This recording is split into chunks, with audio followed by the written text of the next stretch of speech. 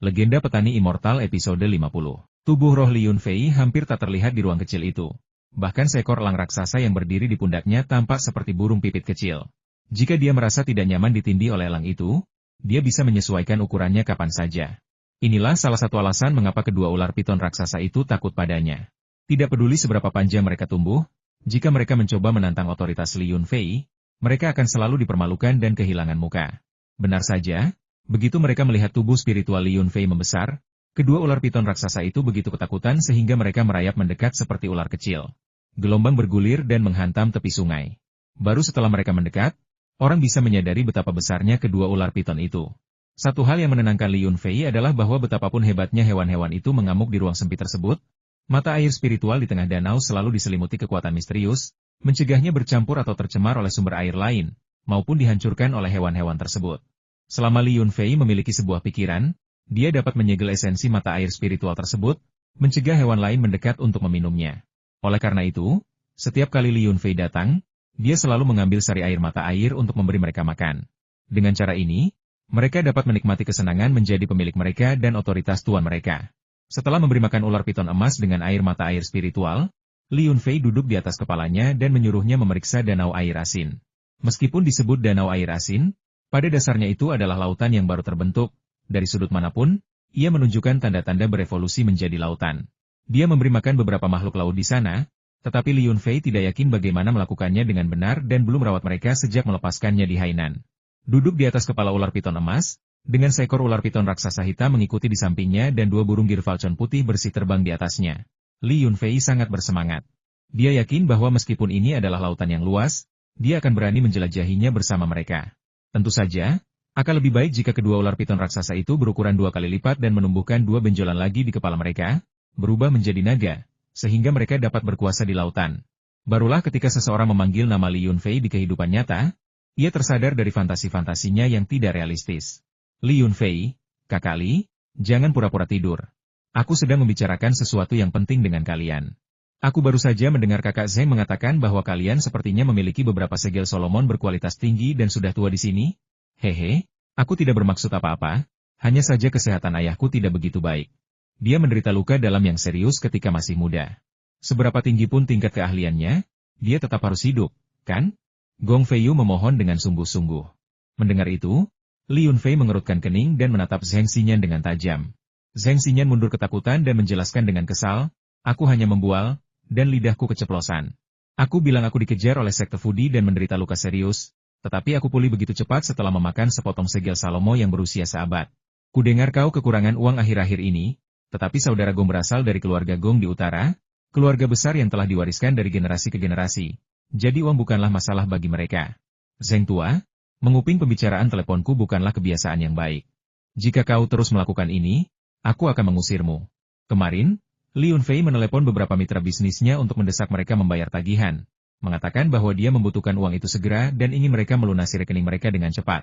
Sebenarnya, para mitranya sudah melunasi tagihan mereka dengan sangat cepat. Mereka praktis siap datang dan membeli produk pertaniannya dengan uang tunai. Aku hanya mendengarnya secara tidak sengaja. Sungguh tidak sengaja. Aku tidak bermaksud apa-apa. Ya, aku tahu bahwa tidak banyak segel Solomon yang berusia 100 tahun. Dan karena aku yang menyebabkan ini, aku akan berbagi bagianku dengan saudara Gong, kata Zheng Xinyan dengan canggung. Li Yunfei menatap Zheng Xinyan dengan aneh. Meskipun pria ini biasanya murah hati, dia tidak pernah semurah hati ini. Pasti keluarga Gong sangat berpengaruh, dan pria ini ingin mengambil hati mereka. Gong Feiyu tampak tidak menyadari percakapan mereka yang memanas dan melanjutkan dengan sungguh-sungguh. Saudara Li, masalah ini sangat penting bagi kakek saya. Jadi, entah itu uang atau apapun, selama keluarga Gong mampu melakukannya, kami akan melakukannya. Anda tahu, saat ini, ramuan obat berusia seabad sangat langka. Anda tidak bisa membelinya meskipun punya uang. Semuanya bergantung pada keberuntungan. Li Yunfei tiba-tiba menyadari bahwa dia belum sepenuhnya memahami nilai sebenarnya dari ramuan itu. Tidak heran tuan muda dari keluarga Gong ini mengabaikan status dan kedudukannya dan berpura-pura menjadi korban di hadapannya. Barang langka sangat dicari. Semakin langka suatu barang, semakin sulit untuk dijual, karena mereka yang menawarkan harga tertinggi seringkali adalah yang terakhir membayar. Inilah pelajaran paling sederhana yang dipelajari Li Yunfei setelah menjadi seorang pengusaha. Selain itu, kecuali benar-benar diperlukan, saya tidak akan pernah menjual tanaman obat sembarangan di masa mendatang. Menjual terlalu banyak pasti akan membuat orang lain berspekulasi tentang asal-usulnya. Mengingat tingkat energi spiritual di pertanian ini, hanya dapat tumbuh tanaman obat Tiongkok berkualitas tinggi, jauh dari kualitas tanaman spiritual. Tidak semua tanaman obat Tiongkok dapat menjadi tanaman spiritual. Mereka membutuhkan kandungan energi spiritual yang cukup dan sejumlah tahun tertentu. Rahasia ruang kecil ini adalah fondasi keberadaannya. Rahasia ini sama sekali tidak boleh terungkap, atau dia akan dimangsa oleh keluarga dan sekte-sekte kuat itu, hingga tidak tersisa tulang sekalipun. Bahkan dengan kekuatan kakeknya di tingkat ketiga seni bela diri, dia tidak bisa melindunginya. Dunia ini seluas dunia seni bela diri. Hal ini terlihat dari kenyataan bahwa kultivator keluarga yang kuat muncul dari waktu ke waktu. Karena Zheng Xinyan bersedia melepaskan bagiannya dari Huang Jing, Li Yunfei tidak bisa mengecewakannya, karena ia ingin mengambil hati keturunan keluarga-keluarga berpengaruh. Setelah tawar-menawar, Li Yunfei setuju. Lagi pula ia akan segera meninggalkan desa pegunungan itu, dan sebelum pergi, ia akan memberikan ramuan obat kepada Zheng Xinyan dan Chu Yingtai. Saat jam makan siang tiba, Sekretaris Partai Kabupaten Lin Weiguo dan Wali Kota Wu akhirnya datang perlahan untuk bergabung dalam pesta barbeque di luar ruangan mereka. Untungnya, beberapa tusuk sate daging dan sayuran telah disiapkan untuk mereka. Jika tidak, akan sangat memalukan bagi mereka. Setelah duduk, Zheng Xinyan membantu memanggang, dengan Gong Feiyu membantu dari samping. Li Yunfei merasa sayuran liar yang ada sudah cukup. Jadi dia tidak membiarkan istrinya memetik lebih banyak lagi dari rerumputan. Cukup untuk mereka makan sudah cukup. Memetik terlalu banyak sekaligus akan boros. Sayuran hijau seukuran telinga ini, seperti jamur kuping yang jatuh, bisa dipetik begitu terlihat, tanpa perlu usaha untuk merobeknya. Hanya saja sedikit kotor, dengan kulit yang pecah dan tekstur yang lengket. Dilihat dari penampilannya, sayuran ini agak tidak menarik, dan Anda tidak akan pernah menduga rasanya yang luar biasa saat dimasak.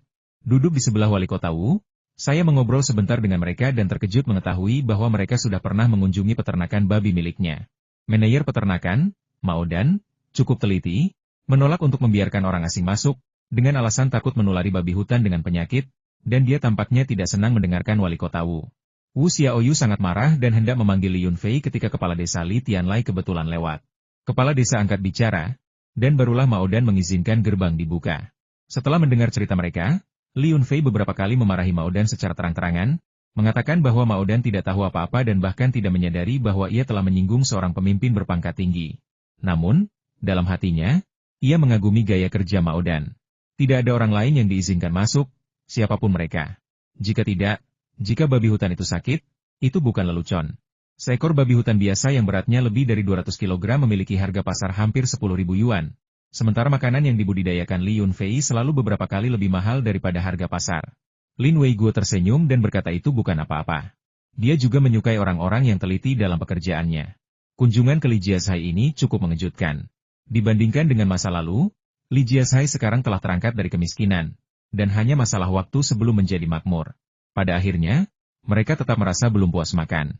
Lin Weiguo mengatakan bahwa barbeque di sana sangat enak, yang paling lezat yang pernah ia makan. Ia mengatakan akan lebih sering datang ke Li Jiazhai hanya untuk makan barbeque. Di bagian belakang gerbong, beberapa potong roti pipih telah disiapkan. Setelah diolesi minyak, roti-roti itu diletakkan di atas panggangan barbeque dan dipanggang dengan cepat hingga berwarna coklat keemasan. Pada saat ini, taburan garam dan bubuk jintan, bercampur dengan aroma roti, terasa jauh lebih menggugah selera daripada hanya makan daging saja. Potongan roti panggang adalah hidangan utamanya. Kurasa aku juga punya beberapa mentimun dan tomat di dalam mobil, yang bisa digunakan sebagai makanan penutup. Makanannya mungkin tidak terlalu enak, tapi pasti akan mengenyangkan semua orang, kata Li Yunfei sambil menjulurkan pantatnya saat mencari barang-barang di dalam mobil. Sebenarnya, tidak banyak barang di dalam mobil. Itu hanya alasan untuk mengambil sesuatu dari kompartemen kecil. Dalam sekejap mata, Li Yunfei menarik sebuah kotak kardus kecil dari bawah jok belakang. Di dalamnya terdapat selusin mentimun dan selusin tomat, berwarna cerah dan tampak masih berkilauan karena kelembapan. Aroma segar yang unik mengalahkan bau berminyak dari barbeque dan tercium oleh semua orang. Zheng Xinyan menggaruk kepalanya, bergumam bingung, aneh sekali. Ada sekotak buah dan sayuran di belakang mobil. Kenapa aku tidak tahu? Kenapa aku tidak mencium baunya di dalam mobil? Namun, dia tidak punya waktu untuk memikirkannya terlalu lama. Karena begitu semua orang mencium aromanya, mereka langsung berebut untuk mengambilnya. Bahkan Yang Yunu, yang sering makan buah dan sayuran dari ruang angkasa, mengambil tomat sebesar kepalan tangan dan memakannya dengan lahap. Adapun Lin Weiguo, Wali Kota Wu, dan yang lainnya yang mencicipi buah dan sayuran dari tempat itu untuk pertama kalinya, mereka hampir menggigit lidah mereka sendiri. Mereka harus mengakui bahwa segala sesuatu di pertanian Li Yunfei semakin baik dan lebih baik lagi. Dan kejutan selalu ada di depan mata. Dengan berat hati, Lin Weiguo harus kembali ke kabupaten setelah makan. Namun, Li Yunfei cukup bijaksana, mengatakan bahwa ia akan membawakannya beberapa sayuran dan buah-buahan dari kebun mereka semua hasil kebun sendiri, sebagai tanda penghargaan kecil, bukan sesuatu yang berharga. Jadi, 2 kotak buah dan sayuran dicampur dan diletakkan di bagasi Audinya, bersama dengan sebotol anggur yang disimpan di ruang penyimpanannya dan sepotong besar daging babi hutan segar. Jika ada cukup ruang, ia pasti akan memberinya setengah potong daging babi, seperti yang disarankan Zheng Xinyan. Meskipun Gong Feiyu berusaha sekuat tenaga untuk menyusup ke lingkaran dalam Li Yunfei, dia belum mendapatkan kepercayaan Li Yunfei. Setelah duduk di villa sebentar, Li Yunfei menyuruhnya pergi dari pertanian dengan dalih ada urusan lain. Mengenai masalah Huang Jing, dia mengatakan akan ada kabar dalam beberapa hari ke depan. Setelah mengantar Gong Feiyu pergi, bahkan sebelum kembali ke pertanian, Li Yunfei melihat In Suyan mengendarai truk pickup Ford baru, mengerem mendadak di depannya. Tanpa turun pun, dia berteriak marah, "Li Yunfei, kenapa kau mengusir sepupuku? Tidakkah kau pikir dia sudah cukup menderita? Ayahnya diusir dari partai dan dipecat dari jabatannya karena kau, dan dia juga dipecat dari pekerjaannya. Dia menggunakan semua tabungannya untuk memulai pertanian kecil, dan sebelum dia sempat menghasilkan uang, kau mengusirnya." Sambil berbicara, ia melompat keluar dari mobil, mengenakan jaket kulit hitam ketat dan celana panjang yang menonjolkan lekuk tubuhnya yang memikat dan seksi. Seperti burung api yang marah, ia berdiri dengan tangan di pinggang. Wajahnya hampir menyentuh wajah Li Yunfei, memonyongkan bibir merahnya, dan dengan lantang menanyai Li Yunfei. "Nenek, tolong jangan membuat tuduhan tanpa dasar, ya? Aku mungkin tidak peduli dengan reputasiku, tapi aku tidak tahan orang-orang melemparkan fitnah padaku. Bahkan jika sepupumu sudah meninggal sekarang, itu tidak ada hubungannya denganku. Terus terang, dia bukan siapa-siapa bagiku. Ladangnya sudah gagal. Mengapa aku perlu menekannya? Dia selalu berkeliaran di desa. Tapi pernahkah aku memperhatikannya? Nenek, seperti yang diharapkan dari kerabatnya, selalu mencoba mengalihkan kesalahan kepada orang lain setiap kali sesuatu terjadi." Sambil berbicara, Li Yunfei berbalik dan pergi, memasuki pertanian. Dia tidak ingin berdebat dengan wanita itu di gerbang pertanian, tempat orang-orang lalu lalang di jalan utama, dan akan terlihat buruk jika turis melihat mereka. "Kau berbohong." Yin Suyan, seperti rusa yang marah, tiba-tiba melesat keluar, meraih lengan Li Yunfei, dan berteriak, "Lalu mengapa dia pergi ke kakek nenekku sambil menangis dan mengeluh bahwa kau menemukan seorang tokoh Jianghu yang menggunakan cara-cara mengerikan untuk membuat ladang kecilnya tandus?" Dia menceritakannya secara detail, dan kakekku, yang juga seorang tokoh Jianghu, tahu banyak hal, jadi tentu saja dia tahu apa yang dia katakan bisa terjadi. Jadi kakekku mengirimku ke sini untuk memeriksa, dan benar saja, apa yang tahun lalu merupakan gunung tandus yang ditumbuhi gulma sekarang menjadi tanah mati, bahkan rumput ekor rubah pun tidak tumbuh. Kau benar-benar membalikan keadaan, seperti Pixie dari perjalanan ke barat. Aku terlalu malas untuk menjelaskan. Percaya atau tidak, itu terserah padamu. Dia sendiri yang menyebabkan ini tidak ada hubungannya denganku. Jika kau terus berdebat, aku akan memukulmu, ancam Li Yunfei. Kau berani? Aku akan memanggil saudari Yunu sekarang juga. Ah, saudari Yunu, tolong aku. Suamimu akan memukulku. Melihat Li Yunfei mengangkat tangannya untuk memukulnya, Yin Suyan melompat mundur ketakutan dan berteriak. Yang Yunu sedang menyisir surai kuda liar di halaman ketika dia mendengar suara Yin Suyan. Dia segera berlari ke pintu, hanya untuk melihat Yin Suyan berdiri beberapa meter dari Li Yunfei sambil berteriak. Li Yunfei melipat tangannya dan mencibir, menunjukkan tidak ada niat untuk memukulnya. "Suyan, berhenti berteriak. Kita di desa. Tidak baik jika orang mendengar kita. Suamiku bahkan tidak akan melirik pantat kecilmu itu," kata Yang Yunu sambil dengan santai menggoyangkan pantatnya yang montok, yang menjadi semakin seksi setelah ia hamil. Melihat itu, Yin Suyan langsung merasa malu. Dia cemberut dan bergumam, "Menikah benar-benar mengubahmu. Kamu jadi semakin tidak terkendali. Siapa bilang pantatku kecil? Pantatmu saja yang terlalu besar." Mereka yang berlatih kultivasi memiliki pendengaran yang sangat sensitif. Meskipun suaranya lembut, Yang Yunu mendengarnya dengan jelas dan langsung mendengus. "Suyan, apakah kau ingin berkelahi? Aku baru saja mempelajari beberapa teknik khusus dari seseorang. Mau adu beberapa gerakan? Aku tidak akan membiarkan kalian memukulku. Aku tahu aku tidak bisa menang, kenapa aku harus disiksa? Aku sangat marah, sangat marah. Aku tidak bisa mengalahkan kalian dalam perkelahian, aku tidak bisa memenangkan perdebatan dengan kalian. Aku tidak akan ikut campur lagi dalam urusan sepupuku, bahkan jika aku mau, aku tidak akan mampu. Tapi bisakah kalian memberitahuku, apakah ladang tandus di sebelah itu benar-benar karena susunan kultivasi spiritual?" Mata Yin Suyan melirik ke sekeliling, Amarahnya yang membara tidak berubah, tetapi dia menjadi lebih licik. Li Yunfei dan Yang Yunu saling tersenyum, mengangguk sedikit, dan berkata serempak, kami tidak tahu. Kalian membuatku gila. Baiklah, aku tidak akan ikut campur lagi dalam urusan sepupuku. Kalau tidak aku takut aku bahkan tidak akan bisa masuk rumah kalian. Aku tidak akan pergi malam ini, kalian tidak akan menolak memberiku makan, kan? Kata Yin Xueyan, tetapi tanpa malu-malu ia memasuki halaman rumah Li Yunfei. Yang Yunu membuang sikat kuda itu, mencuci tangannya, dan berkata, jika kau terus memutarbalikkan kebenaran dan membela sepupumu, kami benar-benar tidak akan memberimu makan. Kami tidak bercanda, kami serius. Yin Xueyan melembutkan nada bicaranya dan berkata dengan senyum menjilat, baiklah, sepertinya sepupuku benar-benar membuatmu marah. Aku tidak akan mengatakan apa-apa lagi. Sebenarnya, aku hanya datang ke sini untuk menumpang. Dengan ikatan hidup dan mati yang kita miliki, hubungan kita jelas lebih kuat daripada hubunganku dengan sepupuku. Agar kamu mau memasak lebih banyak hidangan enak, aku akan memberimu kabar gratis sepupuku dan Qin Yao putus. Atau lebih tepatnya, Qin Yao yang memutuskan hubungan dengan sepupuku. Jangan ceritakan apapun tentang Qin Yao padaku. Aku benci mendengar nama itu, kata Yang Yunu, sambil melirik Li Yunfei secara diam-diam untuk melihat ekspresinya. Li Yunfei tahu apa yang dipikirkan wanita, jadi dia mendekat dan merangkul pinggangnya, sambil berkata, itu semua sudah masa lalu. Entah dia putus denganku atau tidak, atau pria seperti apa yang dia temukan selanjutnya, aku sama sekali tidak peduli. Yang kutahu hanyalah istriku saat ini adalah Yang Yunu, wanita tercantik di dunia, dan wanita yang paling kucintai. Zheng Xinyan berlari keluar dapur sambil mengupas daun bawang, berteriak kesakitan, Kakak Li, tolong, jangan bersikap masam di siang bolong. Ini membuatku merinding. Sepertinya aku harus mempertimbangkan saran kakak Chu untuk membangun rumah bambu kecil di ladang agar tidak mengganggu waktu bermesraan kalian. Chu Yingtai pernah menyebutkan rencana membangun rumah bambu di lahan pertanian sebagai lelucon, tetapi Li Yunfei merasa hal itu akan memengaruhi tata letak lahan pertanian, jadi dia tidak setuju. Setelah mempertimbangkannya dengan saksama, saya menyadari bahwa membangun deretan rumah bambu di sepanjang jalan tepi sungai adalah ide yang bagus. Itu tidak akan memengaruhi estetika pertanian, dan juga tidak akan mengganggu penanaman sayuran. Selama lebar jalan cukup, semuanya akan baik-baik saja. Meskipun ada banyak kamar tamu di villa, tidak sembarang orang bisa menginap di sana. Membiarkan orang-orang dengan motif yang tidak jelas menginap di sana dapat menimbulkan bahaya besar bagi keluarga. Seiring berkembangnya bisnis, jumlah teman dari berbagai kalangan meningkat, dan berbagai macam orang kemungkinan akan ditemui. Seorang praktisi spiritual seperti Zheng Xinyan memiliki pendengaran dan penglihatan yang tajam. Dia dapat mendengar bahkan suara terkecil di rumah, bahkan jika itu adalah suara-suara yang tidak ingin dia dengar.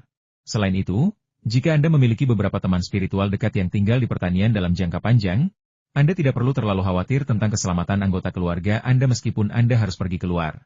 Mereka tidak akan mengabaikan gangguan apapun. Oleh karena itu, setelah mendengar saran Zheng Xinyan, Li Yunfei tidak keberatan. Sebaliknya, dia tersenyum dan berkata, membangun rumah bambu di ladangku bukanlah hal yang mudah. Di masa depan, tempat ini akan menjadi tanah harta karun Feng Shui.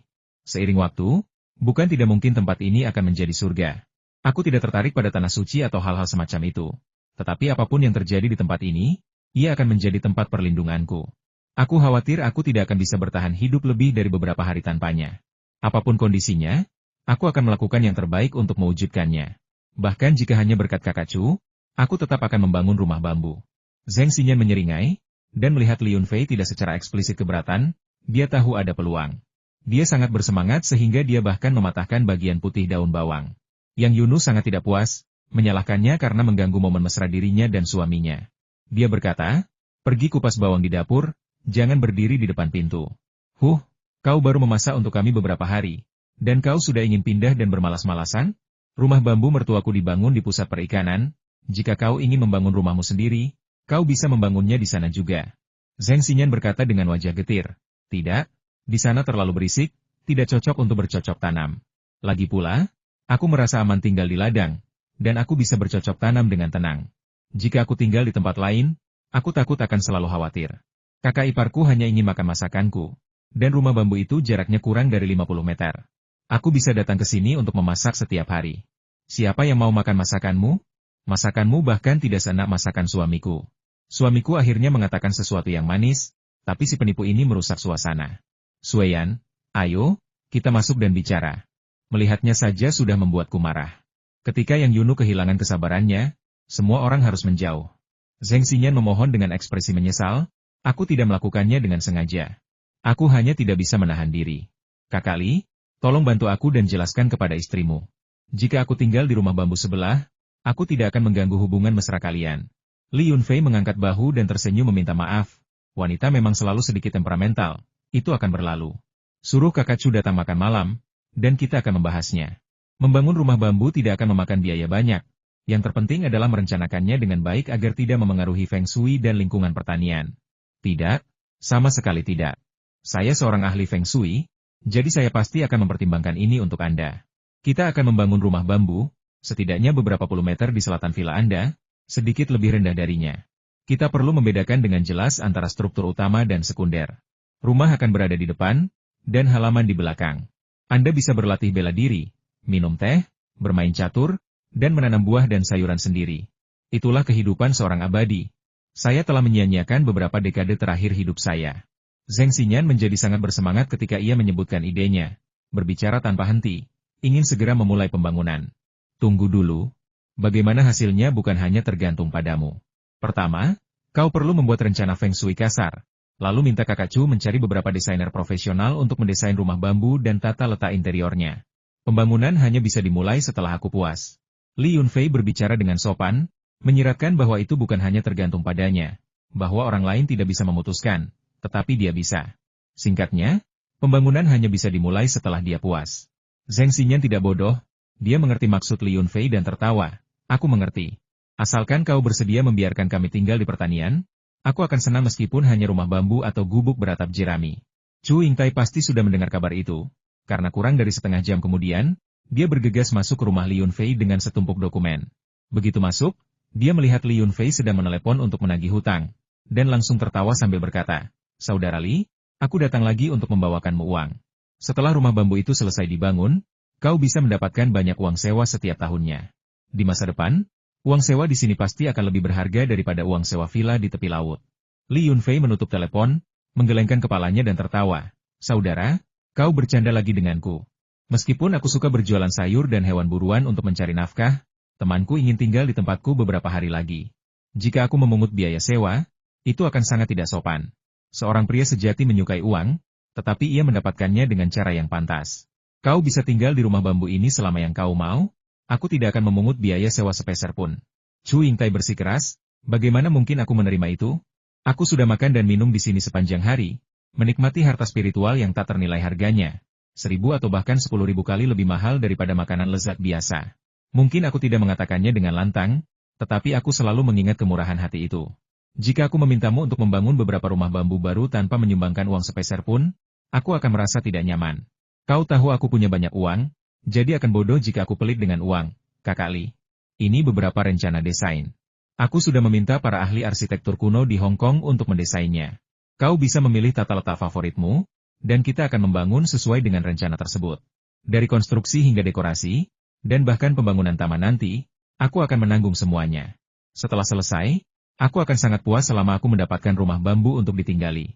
Ini, melihat Chu Yingtai benar-benar ingin berinvestasi, Li Yunfei tidak bisa menolak dan tidak punya pilihan selain setuju. Dia memang kekurangan uang. Meskipun dia memiliki lebih dari 100 juta uang tunai di rekeningnya, dia belum menginvestasikannya. Dia menyimpannya untuk membeli barang-barang spiritual seperti giok dan zamrud. Baru-baru ini, ruang kecilnya menjadi agak tidak stabil, dan dia hanya memiliki satu buah zamrud mentah terakhir yang tersisa di ruang bawah tanah. Dia harus memasukkannya ke ruang kecil malam ini untuk menstabilkan energi spiritualnya. Sebelum makan malam, Li Yunfei telah memilih skema desain sebuah rumah bambu 2,5 lantai berwarna hijau cerah. Warna hijau terangnya sangat cocok dengan skema warna pertanian kecil itu. Setiap rumah hanya akan memiliki 2 atau 3 kamar, dengan lantai atas dan bawah untuk tempat tinggal dan setengah lantai atas untuk penyimpanan. Menghadap ke barat, di seberang jalan setapak berbatu, terbentang kolam ikan yang subur. Halaman belakang berbatasan dengan gunung, jadi sebagian kebun sayur bisa diratakan. Halaman sebaiknya sedikit lebih luas, dan dapur harus dibangun di sebelah bangunan utama. Karena dapur dibutuhkan untuk memasak, dan untuk mencegah bahaya bagi rumah bambu, dapur harus terletak sejauh mungkin dari bangunan utama. Seperti rumah bambu tempat kakek nenek saya tinggal. Dapur terletak di halaman belakang menempel di dinding, lebih dari 20 meter dari bangunan utama. Membangun rumah bambu tidak membutuhkan biaya besar, tetapi untuk hidup nyaman, Anda harus mengeluarkan banyak uang untuk renovasi. Rumah itu harus tahan angin, tahan air, tahan lembab, tahan api, serta estetis, ramah lingkungan, dan nyaman. Dalam hal renovasi, Li Yunfei merasa bahwa Chu Yingtai memiliki selera yang jauh lebih baik darinya, dan mempercayakan pekerjaan itu kepadanya adalah keputusan yang tepat. Saat makan, ketiga pria itu kembali membahas masalah rumah bambu. Yang Yunu tidak peduli. Selama suaminya setuju, dia bisa membangun apapun yang diinginkan suaminya, bahkan taman di atap rumah pertanian. Ketika In Suyan mendengar bahwa Li Yunfei akan membangun vila-vila bambu di lahan pertanian, dan mengatakan bahwa hanya 10 vila yang akan dibangun pada tahap pertama dan akan dikenakan biaya sewa, dia mengira sewa itu hanya akan berupa jumlah simbolis. Namun, Chu Yingtai dengan santai menyebutkan harga yang sangat tinggi. Sewa tahunan yang bahkan bisa digunakan untuk membeli sebuah vila di ibu kota provinsi. Yin Suyan mengira lelaki tua itu sudah gila, terobsesi dengan uang, dan langsung kehilangan minat untuk mendengarkan.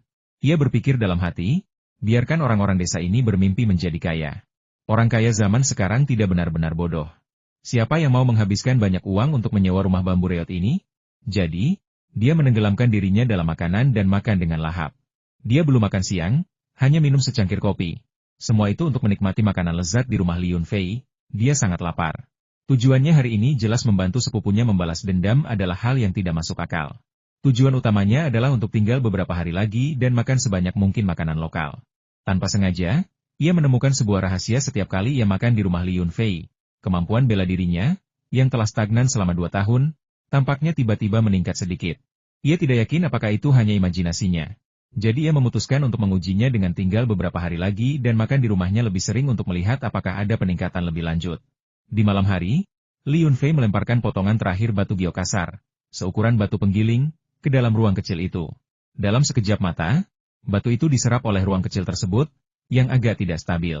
Ruang kecil itu segera kembali damai dan tenang, dan energi spiritual berubah menjadi kabut tipis yang perlahan naik. Di bawah penerangan batu matahari, kabut itu menghasilkan pelangi samar yang tak terhitung jumlahnya, seperti negeri dongeng. Ruangan kecil itu terlalu mahal. Li Yunfei menduga pemilik sebelumnya pasti meninggal dalam keadaan miskin. Seberapapun kekayaan yang mereka kumpulkan, itu tidak akan cukup untuk memeliharanya. Uang tunai lebih dari 100 juta di rekeningnya, jika digunakan untuk membeli giok jadi atau batu mulia lainnya, mungkin hanya akan cukup untuk beberapa bulan saja. Ketika Li Yunfei pertama kali memperoleh ruang kecil itu, ukurannya hanya beberapa hektar dan berupa permukaan datar. Hanya dalam waktu lebih dari setahun, ruang itu telah meluas menjadi ruang seperti planet, luasnya sulit dihitung, tetapi termasuk air dan pegunungan, diperkirakan mencapai beberapa ratus hektar. Namun, menemukan batu matahari dan sejumlah besar giok serta bahan spiritual lainnya saat ini sulit, sehingga perluasan tidak mungkin terjadi. Untuk saat ini, ruang itu hanya dapat mempertahankan keadaannya saat ini. Li Yunfei terkadang bertanya-tanya, jika dia berhenti memasukkan benda-benda spiritual ke dalam ruang kecil itu, apakah ruang itu akan menyusut kembali ke keadaan paling primitifnya? Apakah ramuan dan tes spiritual yang ditanam di dalamnya akan hancur menjadi bubuk? Dia mungkin mempertimbangkannya, tetapi dia tidak akan pernah melakukannya. Dia tidak mampu menanggung risikonya. Pengembangan di masa depan sudah terkait erat dengan ruang yang sempit. Di bawah kegelapan malam, Li Yunfei berlari ke tepi kebun sayur dan melepaskan beberapa lebah dari kandang kecil, membiarkan mereka hidup di dunia yang lebih luas. Tidak ada cara lain. Serbuk sari di kandang kecil itu tidak cukup untuk mereka, dan jumlah mereka terlalu banyak. Kemudian ia memasuki ruang kecil itu, memanen 2 ember madu. Madu itu berwarna keemasan dan harum. Lebah-lebah yang tak terhitung jumlahnya dengan marah menabrak tubuh roh Li Yunfei, tetapi berhasil dipukul mundur. Mereka hanya bisa menyaksikan tanpa daya saat ia dengan mudah membawa 2 ember madu dan menghilang di samping sarang lebah. Dia meletakkan ember madu di dapur dan menutupnya rapat-rapat dengan plastik pembungkus untuk mencegah nyamuk masuk. Dia pernah mencicipi madu ini sebelumnya. Rasanya sangat enak, tetapi dia terlalu sibuk untuk membawanya ke dunia nyata. Sebenarnya, ada alasan utama lain mengapa dia tidak membawa madu itu ke dunia nyata. Beberapa bunga di ruang kecil itu tumbuh di pemakaman, dan Li Yunfei memiliki hambatan mental tentang hal itu. Selalu merasa bahwa madu itu entah bagaimana berhubungan dengan orang mati.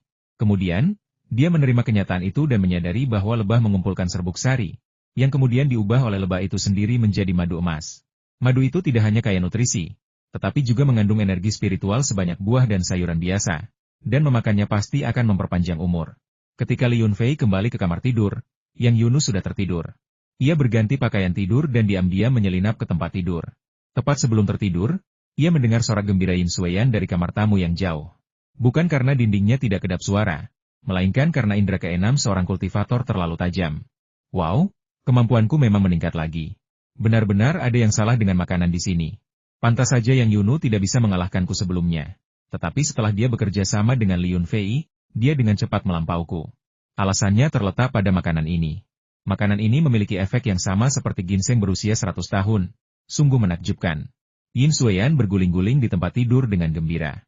Ikat pinggang jubahnya sudah lama terlepas, memperlihatkan tubuhnya yang putih dan halus, dadanya yang penuh berubah bentuk karena berat badannya. Li Yunfei menganggap Yin Xueyan terlalu lambat berpikir. Dia sudah beberapa kali makan di sini sebelumnya dan seharusnya sudah menyadarinya sejak lama. Dia tidak menyangka Yin Xueyan baru mengetahui kebenaran itu hari ini. Dia benar-benar bodoh dan menggemaskan. Li Yunfei ingin melihat apa yang akan dikatakan Yin Xueyan setelah mengetahui rahasia ini. Jadi dengan sebuah pikiran, tubuh rohnya, dibantu oleh kekuatan ruang kecil, langsung terbang ke kamar Yin Xueyan. Matanya bertemu dengan lautan putih. Li Yunfei terkejut sesaat sebelum menyadari apa yang sedang terjadi. Meskipun bukan pertama kalinya dia melihat tubuhnya, dia tidak bisa menahan diri untuk berseru. Kaki panjang itu benar-benar luar biasa. Tenggelam dalam pikiran mesum dan tak mampu fokus, jiwa Li Yunfei seketika ditarik kembali oleh kekuatan ruang kecil. Kembali ke tubuhnya, dia mendengus dan menenangkan dirinya sendiri. Ceka, memang tidak ada yang bisa dilihat. Kaki rapat, kencang dan lurus, tidak ada sehelai rambut pun ya. Oke, bisa dilihat rambut. Dadanya cukup kencang, tapi tidak sebesar milik istriku. Cukup melihat, saatnya tidur, aku ada urusan besok pagi. Ketika Li Yunfei bangun di pagi hari, dia mendengar suara berdengung di luar jendela, seolah-olah dari segala arah, seperti ada lebah di mana-mana. Li Yunfei diam-diam merasa bingung, bertanya-tanya dari mana lebah-lebah ini berasal? Mungkinkah mereka lebah yang ia lepaskan tadi malam yang mencium aromanya dan datang mencarinya? Apakah mereka ingin kembali ke ruang kecil itu? Ketika aku berlari ke ruang tamu, aku melihat keluarga itu duduk di sofa, tampak seperti sedang menghadapi musuh yang tangguh. Mereka telah menutup pintu dan jendela rapat-rapat, tetapi masing-masing memegang cangkir. Mereka menyesap air, menutup mata dengan gembira, mengecap bibir, lalu menyesap lagi. Zheng Xinyan bergumam pada dirinya sendiri. Bahkan madu mengandung energi spiritual. Ini tidak ilmiah. Ladang ini benar-benar aneh. Aku harus membangun rumah bambu untuk tinggal selamanya. Setelah kakak Chu selesai membangunnya, aku akan menyewa satu saja.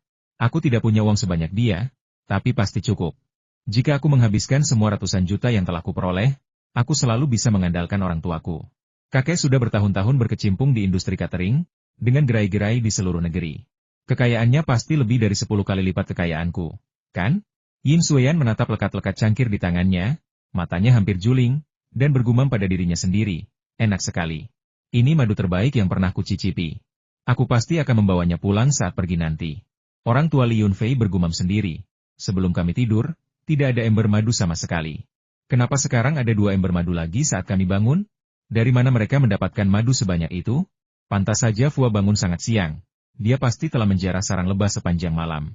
Yang Yunu adalah satu-satunya di antara mereka yang tetap tenang dan terkendali.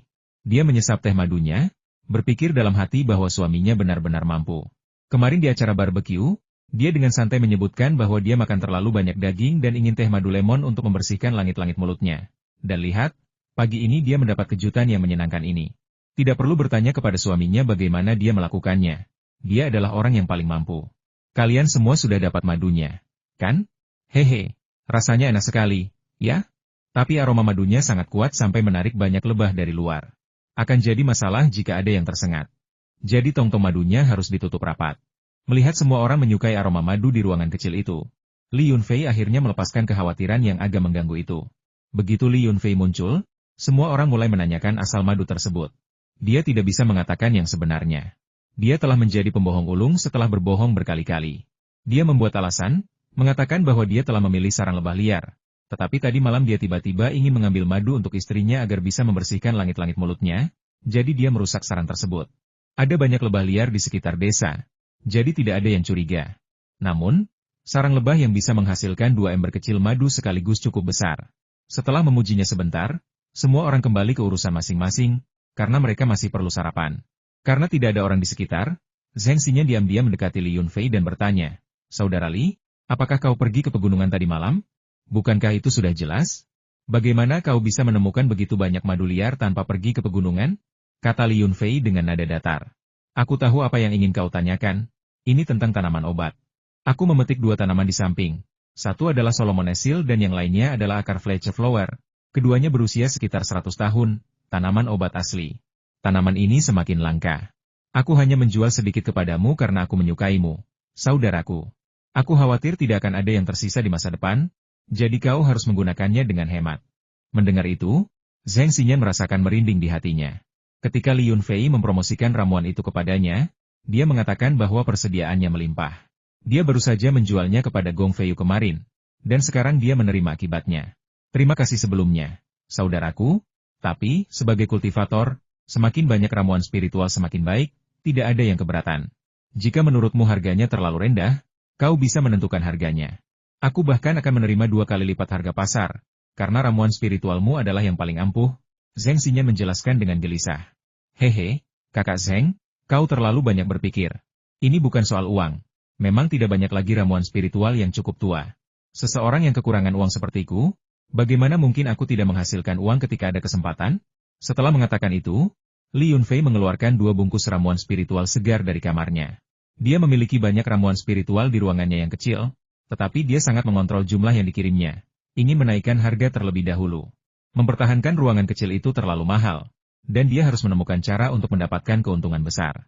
Zheng Xinyan menerima ramuan itu, tetapi tidak merasa terlalu gembira. Pikiran bahwa Li Yunfei mungkin akan memutus pasokan ramuannya membuatnya menyesal. Kebodohan apa yang telah ia lakukan dengan setuju menjual sepotong poligonatum berusia seabad kepada Gong Feiyu hanya untuk mengambil hati keluarga Gong? Ini pasti telah menyinggung Li Yunfei. Itulah sebabnya ia mengatakan ramuan itu langka dan mungkin tidak akan tersedia lagi. Setelah sarapan, Chu Yingtai tiba bersama sekelompok tukang bangunan rumah bambu. Mereka pertama-tama pergi ke pertanian untuk melakukan inspeksi langsung dan penyelidikan awal. Para tukang bangunan rumah bambu ini semuanya penduduk setempat, sementara arsitek yang disewa Chu Yingtai belum tiba. Setelah menyelesaikan rancangan, Li Yunfei siap melepaskan kendali dan menyerahkan semuanya kepada Chu Yingtai. Menemukan waktu luang, Li Yunfei memberikan 2 ramuan spiritual lainnya kepada Chu Yingtai. Pihak lain sudah membayar, dan jika dia tidak segera mengirimkan barangnya, dia mungkin akan kehilangan kesabaran. Terima kasih banyak, Kakak Li. Akhirnya, aku punya lebih banyak ramuan spiritual untuk membantuku berkultivasi. Haha, jangan khawatir. Setelah aku menghabiskan ramuan ini, aku akan meminta pelayan untuk mentransfer uangnya lagi kepadamu. Kau bisa menentukan harganya. Aku tidak kekurangan uang. Chu Yingtai berkata sambil tersenyum lebar, memasukkan kedua ramuan spiritual itu ke dalam saku dalamnya seperti harta berharga. Tepat ketika Li Yunfei hendak memberikan beberapa instruksi kepadanya, menyebutkan kelangkaan ramuan spiritual, teleponnya berdering.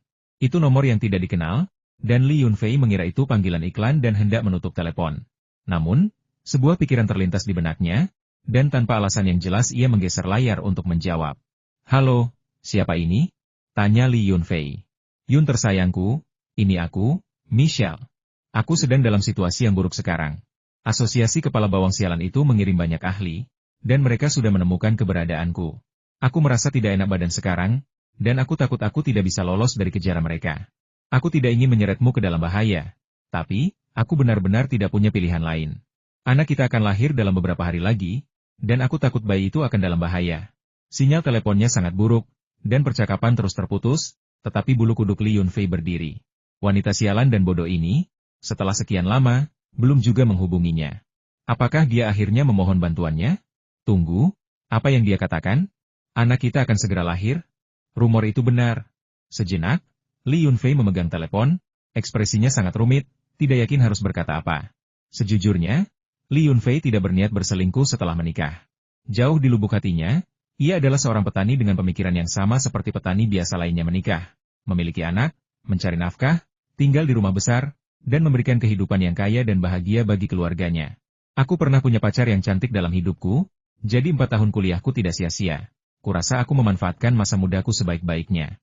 Meskipun tak satupun dari pacar-pacarku di universitas berujung ke pernikahan, aku diberkati takdir untuk bertemu sepupuku yang cantik, dan di saat-saat sulit dalam hidupku, kami jatuh cinta dan menikah. Kemunculan Michelle benar-benar tidak disengaja. Ketika Li Yunfei pertama kali bertemu dengannya, dia tidak pernah membayangkan akan menjalin hubungan dengan gadis blasteran yang begitu cantik. Dari awalnya orang asing, kemudian menjadi akrab, dan akhirnya mencapai puncak gairah setelah jatuh ke dalam gua bawah tanah. Semuanya terjadi begitu cepat dan alami. Li Qingwan pertama kali mendengar kabar kehamilan Michelle dari seorang anggota Onion Head, dan dia tetap skeptis. Setelah sekitar 20 hari bersembunyi di bawah tanah, karena percaya mereka terjebak, mereka melepaskan diri dan melakukan hubungan seks liar tanpa perlindungan apapun. Berdasarkan hal ini, memang sangat mungkin bahwa 2 orang sehat dapat hamil setelah bersama begitu lama. Namun, menurut pemikiran wanita barat, jika mereka hamil tanpa direncanakan, mereka dapat dengan mudah melakukan aborsi. Tentu saja, beberapa penganut agama yang taat melarang aborsi. Jika seorang wanita sangat mencintai seorang pria, dia mungkin dengan bodohnya rela memiliki anak untuk pria tersebut. Li Yunfei dan Michelle berpetualang bersama selama beberapa hari dan dia tidak melihat perilaku keagamaan yang mencolok. Jadi dia hanya bisa secara narsis percaya bahwa Michelle dengan sukarela mengandung anaknya. Tapi mendengar kabar ini dikonfirmasi langsung dari mulut Michelle, ia merasakan kepanikan dan rasa bersalah. Secara naluriah, ia menghindari Yang Yunu yang sedang duduk di bawah sinar matahari di dekat pintu depan, dan berjalan ke sudut yang terpencil, merendahkan suaranya untuk bertanya, "Bisakah kau mengulanginya lagi? Anak kita? Apa sebenarnya yang terjadi? Oh, sayangku, maafkan kerahasiaanku. Mungkin sulit bagimu untuk menerima kebenaran secara tiba-tiba. Tapi aku benar-benar menginginkan seorang anak, dan kau tidak begitu menyebalkan. Jadi setelah aku keluar dari gua bawah tanah, aku mengetahui bahwa aku hamil. Aku tidak mempertimbangkan aborsi dan memutuskan untuk melahirkan bayi itu saat itu juga. Kurasa aku pasti gila, tapi itu tidak masalah, toh aku tidak bisa hidup tanpa anak ini sekarang. Jangan khawatir, aku dengar kabarmu dari kakek. Aku tahu kamu sudah menikah. Aku ingin mengucapkan selamat, tapi entah kenapa, bahkan setelah menekan nomornya, jariku tidak mau menekan tombol panggil.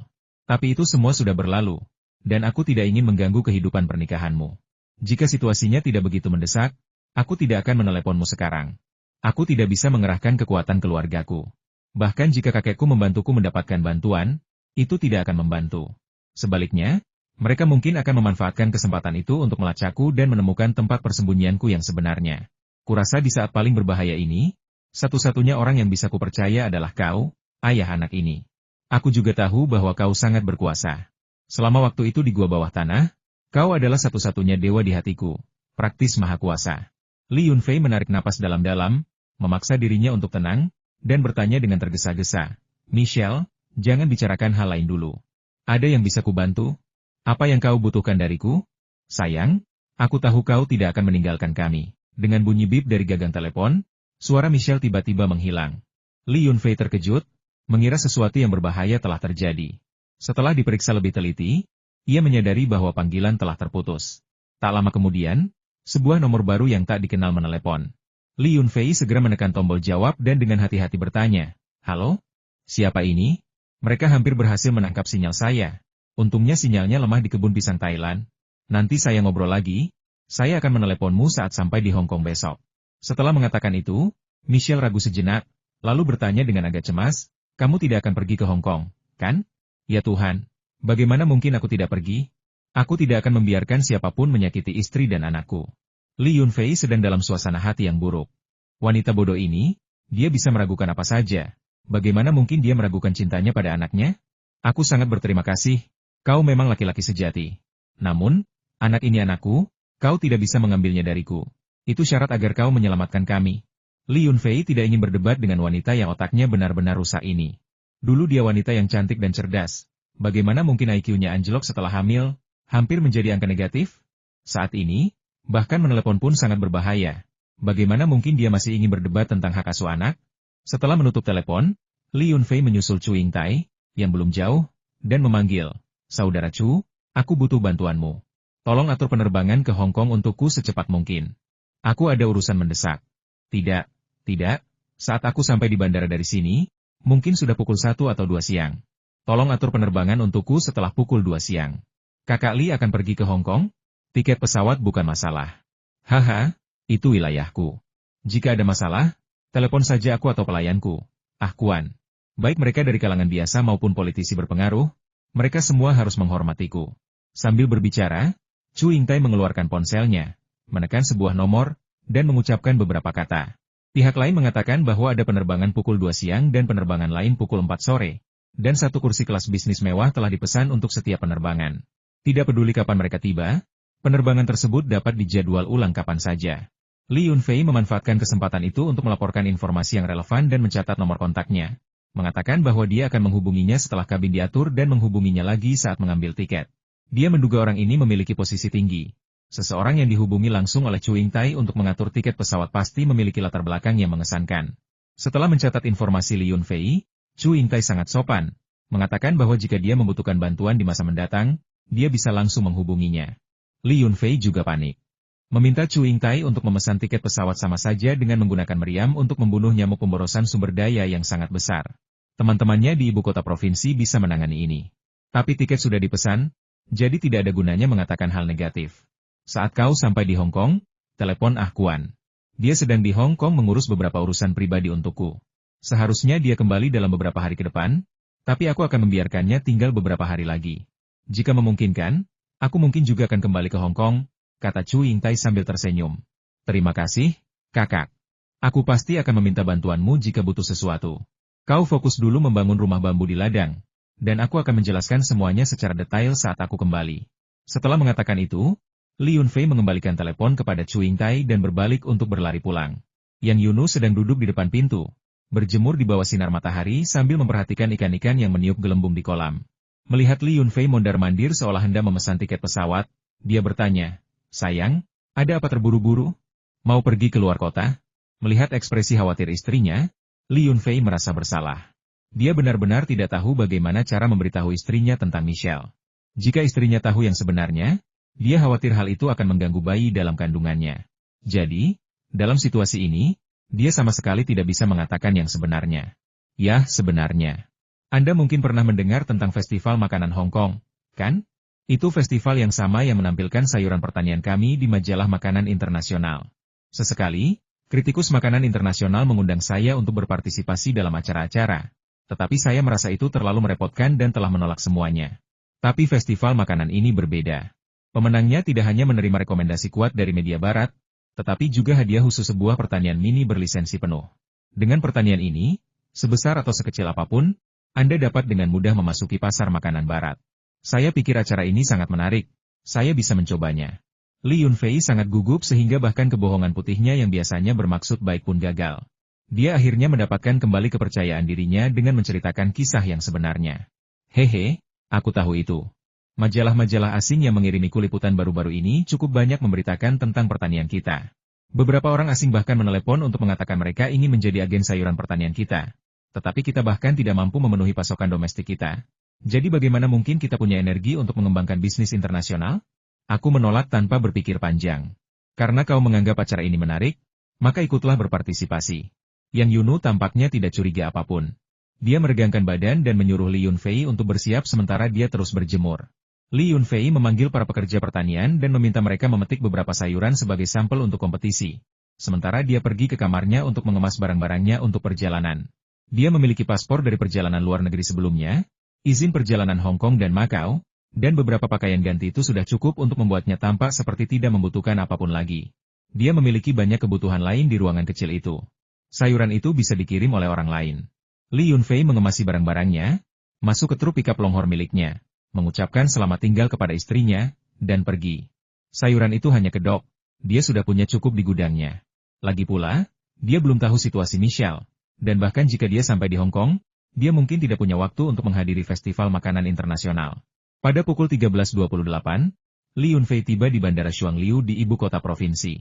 Setelah memarkir mobil, ia menelepon orang yang memesan tiket. Ketika ia tiba di lokasi yang disepakati, seorang manajer senior bandara, ditemani oleh 2 asisten, sudah menunggunya di pintu masuk untuk menyerahkan tiket.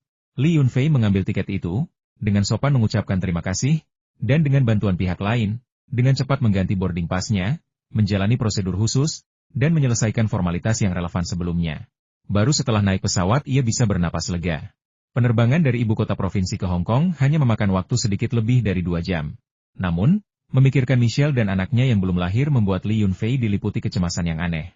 Ia sangat ingin segera berada di Hong Kong dan menemui mereka. Ia sepertinya lupa bahwa Michelle mungkin masih berada di Thailand.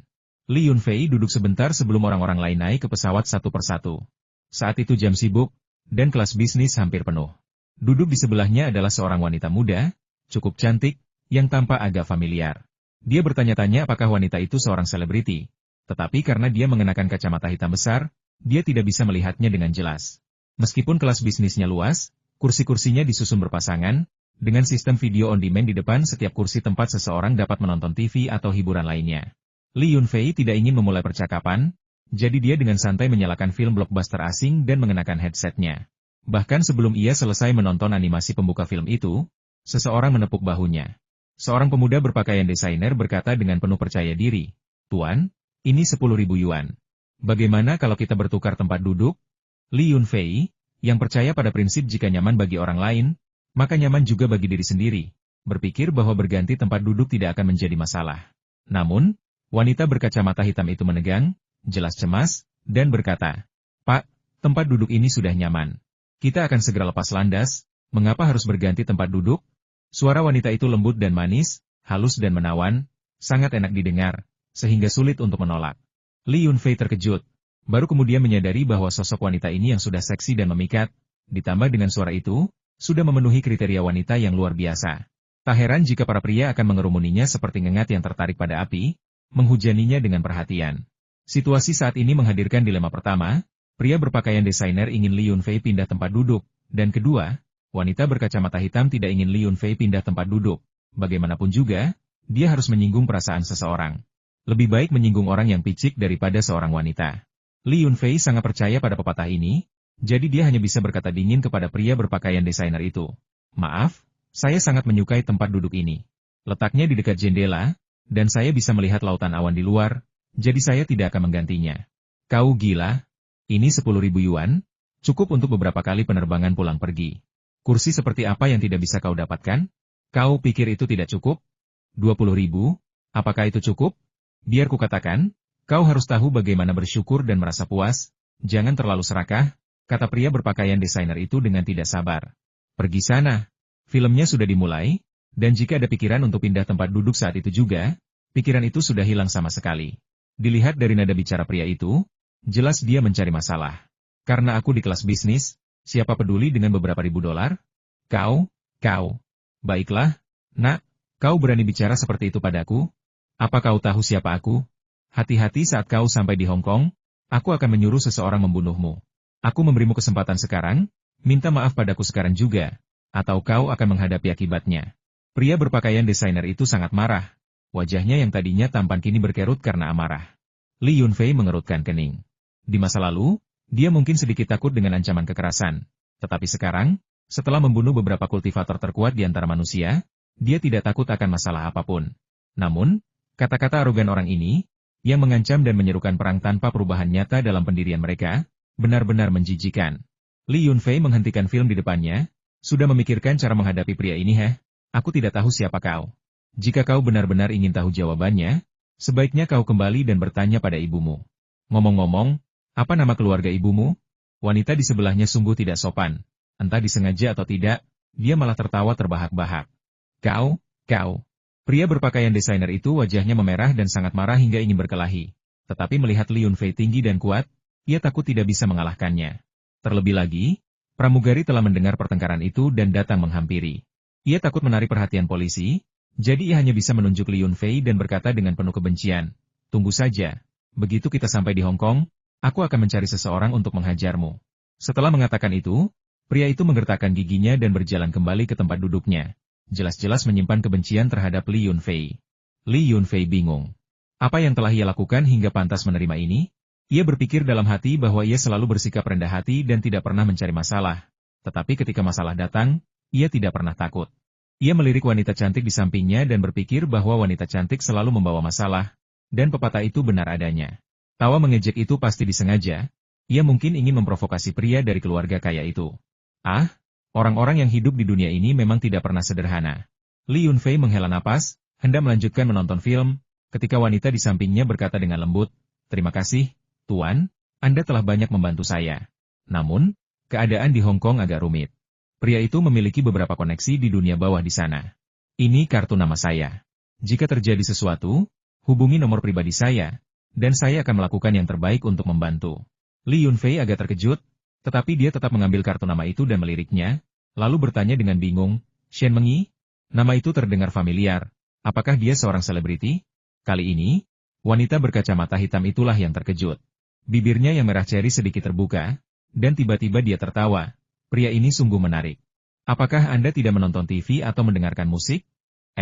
Biasanya saya sibuk menanam dan menyirami di desa, jadi saya benar-benar tidak punya waktu untuk menonton TV. Anda tahu, orang-orang desa punya banyak pekerjaan. Ketika mereka sibuk, mereka bahkan tidak punya waktu untuk makan, apalagi menonton TV. Ngomong-ngomong, nama keluarga saya Li, dan semua orang di desa memanggil saya Kakak Li. Anda juga bisa memanggil saya begitu. Li Yunfei merasakan bahwa orang lain itu tampaknya memiliki reputasi tertentu, tetapi dia tidak berniat untuk mengobrol. Sebaliknya, dia berpura-pura polos dan menampilkan penampilan petani yang jujur dan sederhana. Mata Shen Mengyi membelalak, dan dia hampir melepas kacamata hitamnya. Setelah mengamati Li Yunfei beberapa saat, dia tertawa terbahak-bahak. "Kakak Li, kau benar-benar bercanda. Aku tidak percaya kau benar-benar seorang petani. Saat ini, bisakah petani mampu terbang dengan kelas bisnis? Bisakah mereka mengabaikan 20.000 yuan dan tidak berganti tempat duduk? Tiket kelas bisnis itu dipesan orang lain. Aku jelas tidak akan membelinya sendiri. Soal ganti tempat duduk?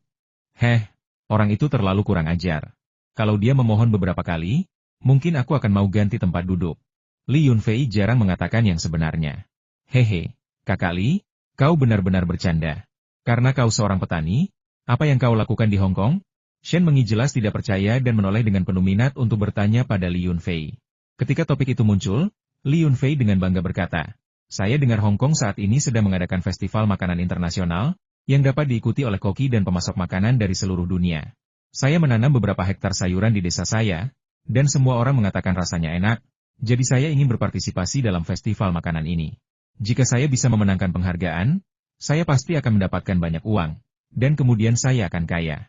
Mengapa saya harus khawatir tentang 1 atau 2 tiket pesawat? Kau membicarakan festival makanan internasional Hong Kong, kan? Aku datang ke Hong Kong kali ini untuk ini. Kakak Li, kau tidak begitu tahu tentang festival makanan ini, ya? Bahkan jika kau menang, hadiah uangnya tidak banyak. Hadiah di festival makanan seperti ini kebanyakan lebih bersifat simbolis daripada praktis. Misalnya, kali ini, 3 pemenang teratas akan mendapatkan lahan pertanian kecil, atau lebih tepatnya, pertanian mikro. Kudengar luasnya hanya belasan hektar, dengan sedikit keuntungan ekonomi. Pendapatan tahunannya bahkan mungkin tidak cukup untuk menutupi biaya tiket pesawat internasional. Festival makanan ini pernah memberikan hadiah serupa sebelumnya, tetapi sebagian besar pemenang telah melepaskan hadiah-hadiah yang mencolok namun tidak praktis ini, mempercayakan pengacara untuk menjualnya dengan harga sangat rendah dan mengubahnya menjadi uang tunai. Shen Mengyi tampaknya tahu sesuatu tentang festival makanan Hong Kong, berbicara dengan lancar dan memberikan beberapa nasihat praktis kepada Li Yunfei. Khawatir ia mungkin memiliki harapan yang terlalu tinggi dan terlalu kecewa. Li Yunfei menerima kebaikannya, mengucapkan beberapa patah kata lagi, lalu fokus menonton film. Setelah memberikan beberapa nasihat, Shen Mengyi merasa telah membalas budi Li Yunfei karena tidak pindah tempat duduk, jadi dia tidak ingin mengatakan apapun lagi. Dia menyalakan pemutar musiknya, mengenakan headphone, dan menutup matanya untuk beristirahat. Pesawat lepas landas dengan cepat dan penerbangan berjalan lancar. Tidak ada insiden tak terduga selama perjalanan. Setelah mendarat dengan selamat di Bandara Hong Kong, pria yang mengenakan pakaian bermerek itu berjalan mendekat lagi, menunjuk ke arah Li Yunfei, dan mengancam, "Nak, tunggu saja, aku akan membuatmu menyesalinya." Adapun target awalnya, Shen Mengyi, dia mengabaikannya, hanya meliriknya sekilas sebelum berbalik dan pergi. Shen Mengyi sedikit malu dan mengingatkannya, namanya Zhao Dekai. Keluarganya menjalankan bisnis hotel dan cukup sukses di Hong Kong dalam beberapa tahun terakhir. Namun, dari segi kemampuan, mereka jauh lebih rendah daripada para taipan lokal Hong Kong. Saya cukup sering diganggu olehnya selama pertunjukan saya di Sichuan, tetapi dia tidak berani melakukan apapun kepada saya di Hong Kong. Jika Anda dalam bahaya, ingatlah untuk menghubungi saya dan saya akan melakukan yang terbaik untuk membantu Anda. Li Yunfei dengan tenang berkata, "Terima kasih, tapi aku tidak mampu berurusan dengan orang seperti ini. Setidaknya aku bisa menghindari mereka, kan? Ayo pergi, hari sudah mulai gelap. Mari kita cari tempat tidur dulu." Shen Mengyi ingin mengatakan bahwa ada beberapa orang yang benar-benar tidak bisa dihindari. Di Hong Kong, sangat mudah bagi orang untuk menemukan seseorang seperti itu. Namun, karena takut menakut-nakuti Li Yunfei, dia ragu-ragu dan tidak mengatakan apapun. Di pintu keluar bandara, orang-orang yang memegang papan tanda menunggu untuk menjemput orang-orang terkasih mereka. Beberapa mengobrol dan tertawa terbahak-bahak, sementara yang lain mengambil barang bawaan dan bergegas pergi. Namun, Zhao Dekai dikelilingi oleh beberapa pemuda bertubuh kekar yang mengawasi pintu keluar dengan tatapan mengancam. Para petugas yang datang menjemput Shen Mengyi adalah seorang pria dan seorang wanita. Mereka sangat antusias. Setelah mengambil barang bawaannya, mereka hendak pergi. Shen Mengyi melirik Zhao Dekai dengan sedikit khawatir, lalu melirik Li Yunfei yang tidak jauh di belakangnya. Akhirnya, dia mengikuti para petugas dan perlahan berjalan menjauh dari gerbang kedatangan. Li Yunfei tidak menyangka akan ada yang menjemputnya di bandara. Tetapi dia tetap agak senang melihat kepala pelayan Chu Yingtai, Kuan, memimpin 2 pria parubaya yang pendiam sambil memegang papan tanda dan berdiri di gerbang kedatangan. Lagi pula, dia tidak familiar dengan Hong Kong. Dia pernah ke sana sekali sebelumnya. Tetapi itu dengan rombongan tur, dan dia hanya melihat pemandangan secara sekilas dan dangkal. Jika dia merencanakan perjalanannya sendiri, dia mungkin bahkan tidak tahu kemana dia akan pergi. Papan nama itu bertuliskan Li Yunfei dari kota Qinglong. Meskipun Ah Kuan sudah tidak muda lagi, penglihatannya masih tajam. Ia melihat Li Yunfei dari jauh dan melambaikan tangan dengan gembira. Karena Tuan Chu Yingtai yang secara pribadi mengatur penjemputan di bandara, Ah Kuan merasa harus melakukan pekerjaan dengan baik dan membuat tamunya puas. Ketika tiba di kota Qinglong, Li Yunfei sangat ramah, menyediakan makanan, minuman, dan hiburan gratis, bahkan mengizinkan mereka menginap di rumahnya. Tuan Li, selamat datang di Hong Kong. Suami saya menyuruh saya menjemput Anda di bandara. Ah Kuan menyambutnya dengan sopan, sementara pria yang memegang papan nama mengambil koper dari tangan Li Yunfei. Li Yunfei bertukar beberapa kata sopan dan hendak pergi bersama mereka ketika Zhao Dekai dan kelompoknya menghalangi jalan mereka. Saat di pesawat, Zhao Dekai cukup sering mendengar percakapan Li Yunfei dan mengetahui bahwa dia adalah seorang petani yang berpartisipasi dalam Festival Makanan Internasional Hong Kong. Dia berpikir bahwa menghadapi orang seperti itu tidak memerlukan metode khusus. Dia hanya perlu menyuruh seseorang untuk memukulinya. Jadi, begitu Li Yunfei keluar, dia dihentikan oleh Zhao Dekai. Zhao Dekai terkejut karena ternyata ada seseorang yang datang menjemput petani seperti Li Yunfei. Lalu kenapa kalau mereka menjemputnya di bandara? Mungkin mereka hanya staf yang dikirim oleh penyelenggara festival makanan. Kualifikasi apa yang dimiliki seorang petani seperti Li Yunfei untuk mengenal orang-orang kelas atas? Belum lagi, dia bahkan tidak mengenali bintang besar seperti Shen Mengyi. Itu menunjukkan betapa kurang berpengalamannya dia. Hei Li, percaya atau tidak, aku akan menyuruh seseorang memotong-motongmu di sini, di bandara, sekarang juga. Ancam Zhao Dekai dengan arogan. Aku tidak percaya. Tidak banyak orang di dunia ini yang bisa membunuhku di depan mukaku. Li Yunfei sama sekali tidak menganggap serius orang ini, dan melirik Ah Kuan sambil berbicara. Ah Kuan mengangguk kepada salah satu pengawal, yang tampak sedang merogoh sesuatu di sakunya. Tak lama kemudian, lebih dari selusin petugas polisi bandara tiba di tempat kejadian. Petugas yang memimpin berjalan menghampiri Ah Kuan dan dengan hormat bertanya, "Pak, apa yang terjadi? Saya dan teman-teman saya telah diancam dan dilecehkan oleh orang-orang yang menghalangi jalan kami," jelas Ah Kuan kepada polisi yang telah dipanggil. Zhao Dekai dan kelompoknya tercengang. Mereka tidak mengerti mengapa polisi bandara tiba begitu cepat, dan mengapa mereka menginterogasi kelompok Li Yunfei, bukan mereka. Tampaknya polisi tahu siapa yang menelepon polisi.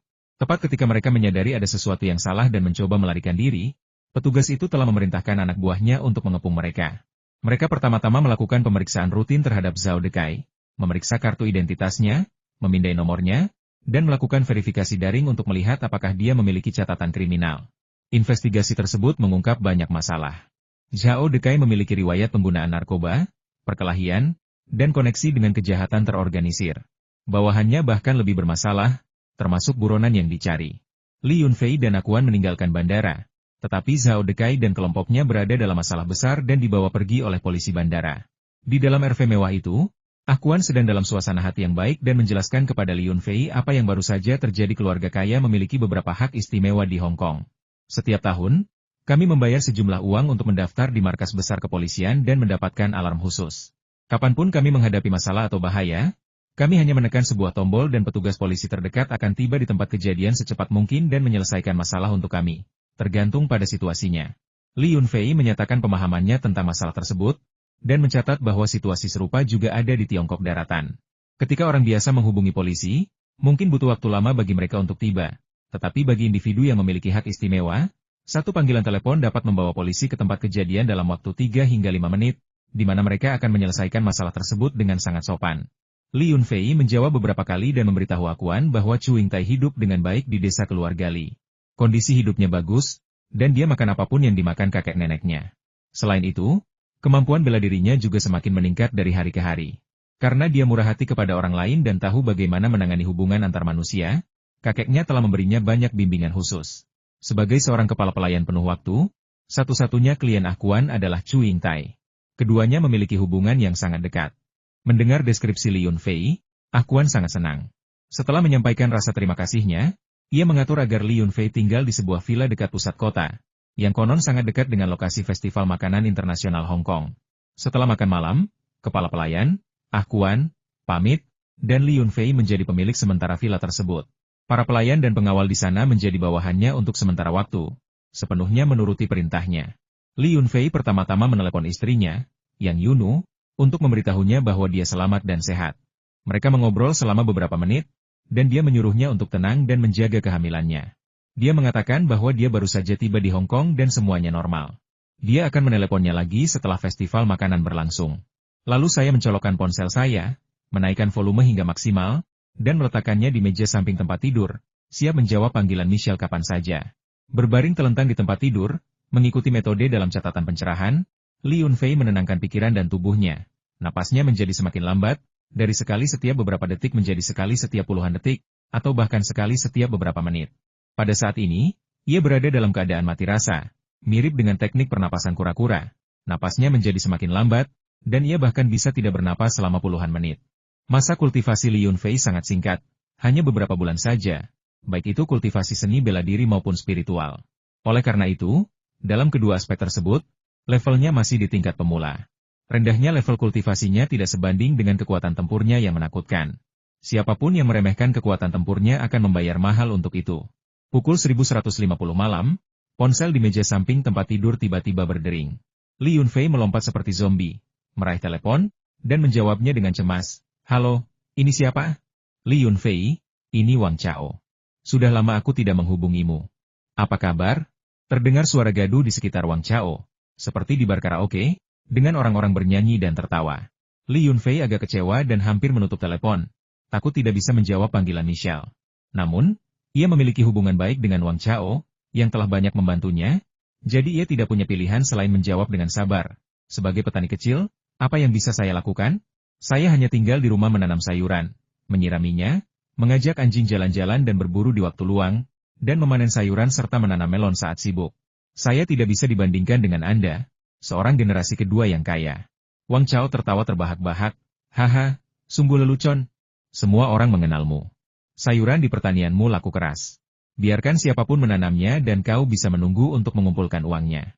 Kau benar-benar orang kaya baru. Ngomong-ngomong, kau pasti punya banyak uang akhir-akhir ini. Bagaimana kalau pergi ke Myanmar untuk berjudi lagi? Terakhir kali lelang informal, kali ini lelang resmi yang diadakan pemerintah. Ada lebih banyak peluang dan skalanya lebih besar. Dengan bakatmu dalam menemukan talenta, akan sulit untuk tidak menjadi kaya raya. Tahun lalu, karena konflik antar panglima perang, tidak ada lelang resmi yang diadakan. Apakah ada gencatan senjata tahun ini? Lelang resmi akan diadakan? Hati Li Yunfei bergejolak. Ia hanya mengkhawatirkan bahan-bahan spiritual. Tetapi setelah mendengar berita ini, semangatnya kembali bangkit. Dengan kemampuan khususnya, ia yakin dapat memperoleh kembali beberapa giok mentah berkualitas tinggi. Ini adalah lelang resmi sepenuhnya, dan telah diadakan beberapa bulan sebelumnya. Mungkin karena militer dan pemerintah kekurangan uang. Mereka sudah mengirimkan undangan kepada kami, klien-klien besar. Lelang akan diadakan di Yangon, Myanmar, dalam 10 hari. Persyaratan masuknya sangat rendah. Anda dapat berpartisipasi hanya dengan membayar deposit kecil dalam euro, kata Wang Chao dengan antusias. Hehe, oke, aku pasti akan ikut berpartisipasi kapanpun aku punya waktu. Li Yunfei tidak ingin ponselnya terus berdering. Jadi dia segera mengakhiri panggilan dan meletakkan ponselnya kembali di meja samping tempat tidur. Pukul 1215, telepon berdering lagi. Li Yunfei bahkan tidak melihat telepon itu sebelum menekan tombol jawab. Sayangnya, itu bukan telepon dari Michelle. Begitu telepon terhubung, Xie Kang berkata dengan cemas, Li Yunfei, aku baru saja menerima beberapa berita yang menurutku perlu kuberitahukan agar kau bisa melakukan beberapa persiapan. Saluran ekonomi CCTV, aku tidak tahu siapa yang menginstruksikan mereka. Sebenarnya sedang menyelidiki perusahaan perlindungan lingkunganmu.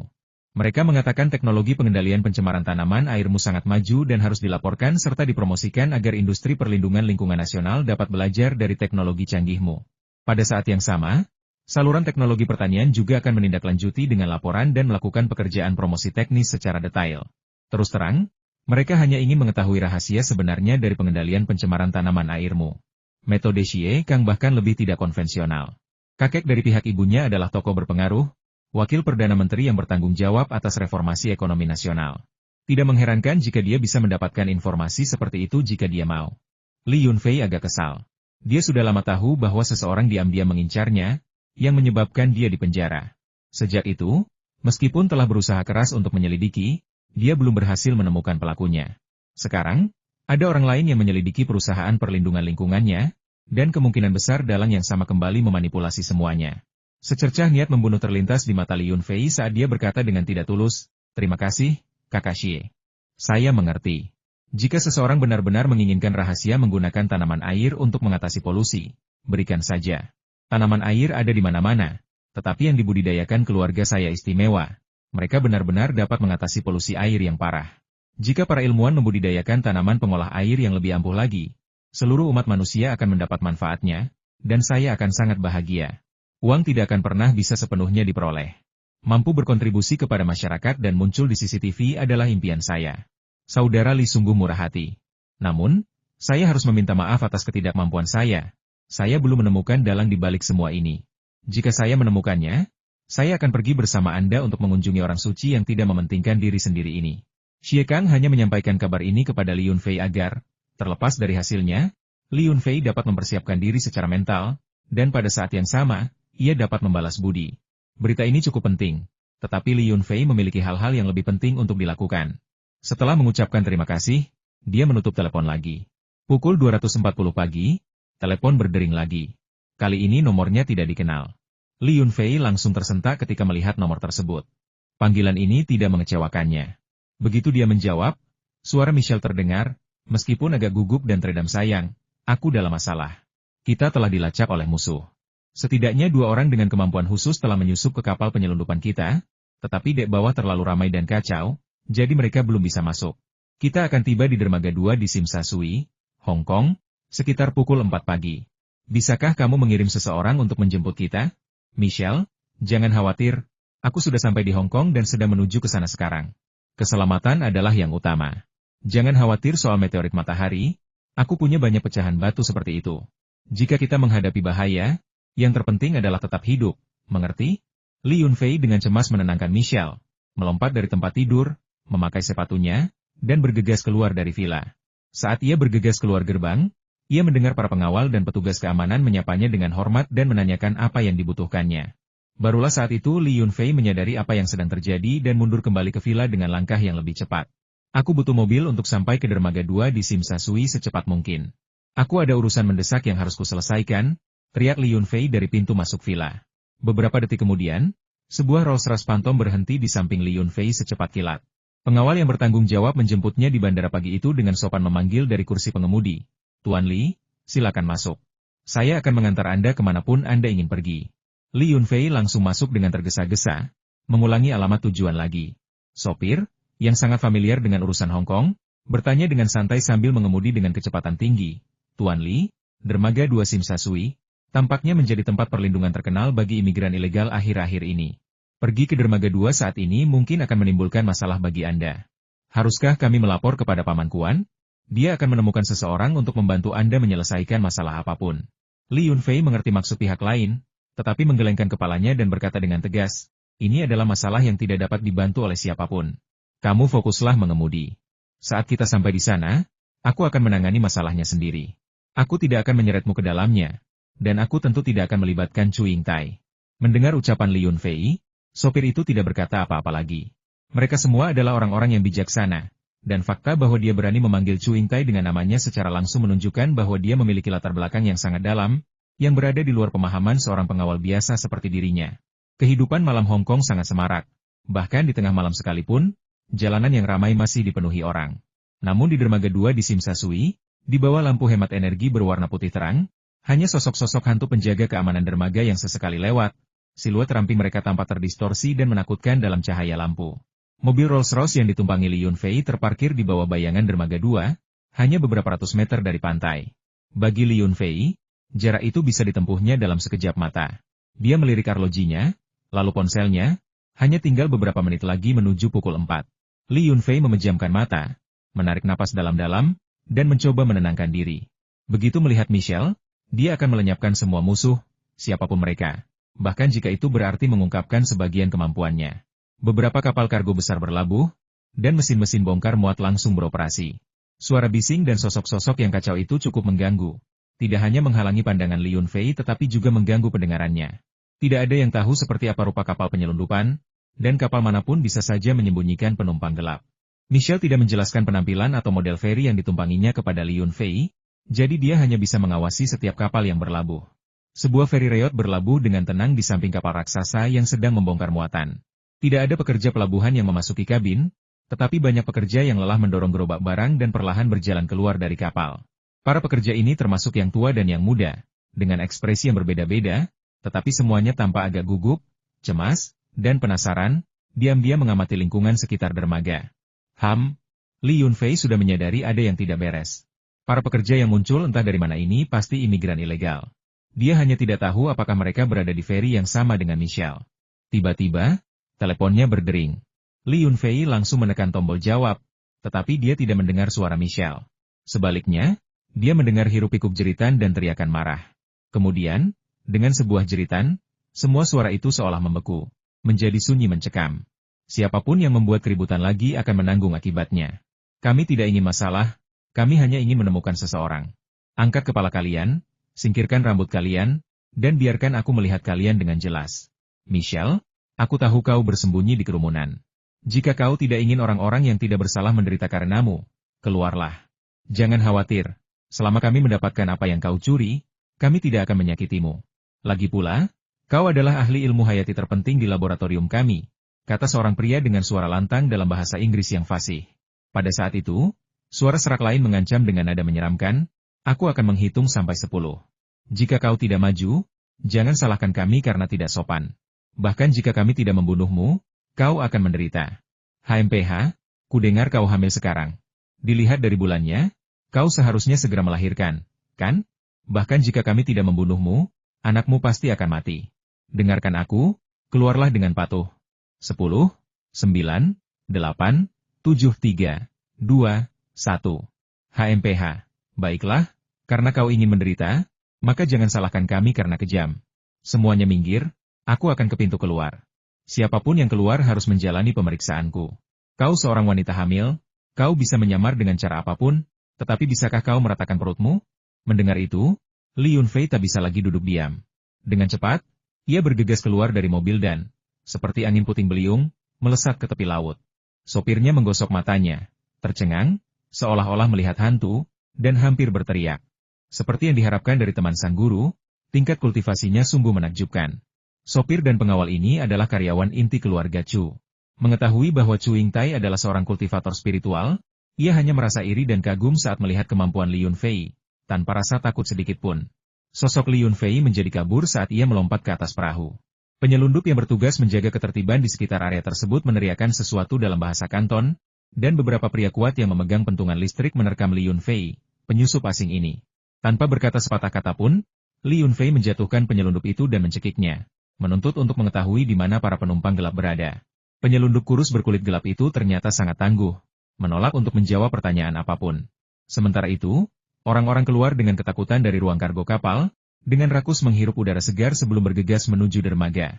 Li Yunfei menampar kepala ular itu hingga pingsan dan bergegas ke dasar kabin. Tanpa bertanya kepada siapapun, dia sudah bisa merasakan kehadiran Michelle. Itu adalah perasaan misterius, karena dia mengandung anak mereka, perasaan ikatan darah yang benar-benar pasti. Bau busuk bercampur sedikit aroma darah keluar dari dasar kabin. Udara sangat busuk. Para penumpang gelap yang berhasil melarikan diri melalui pintu kabin berlari menyelamatkan diri tanpa menoleh ke belakang.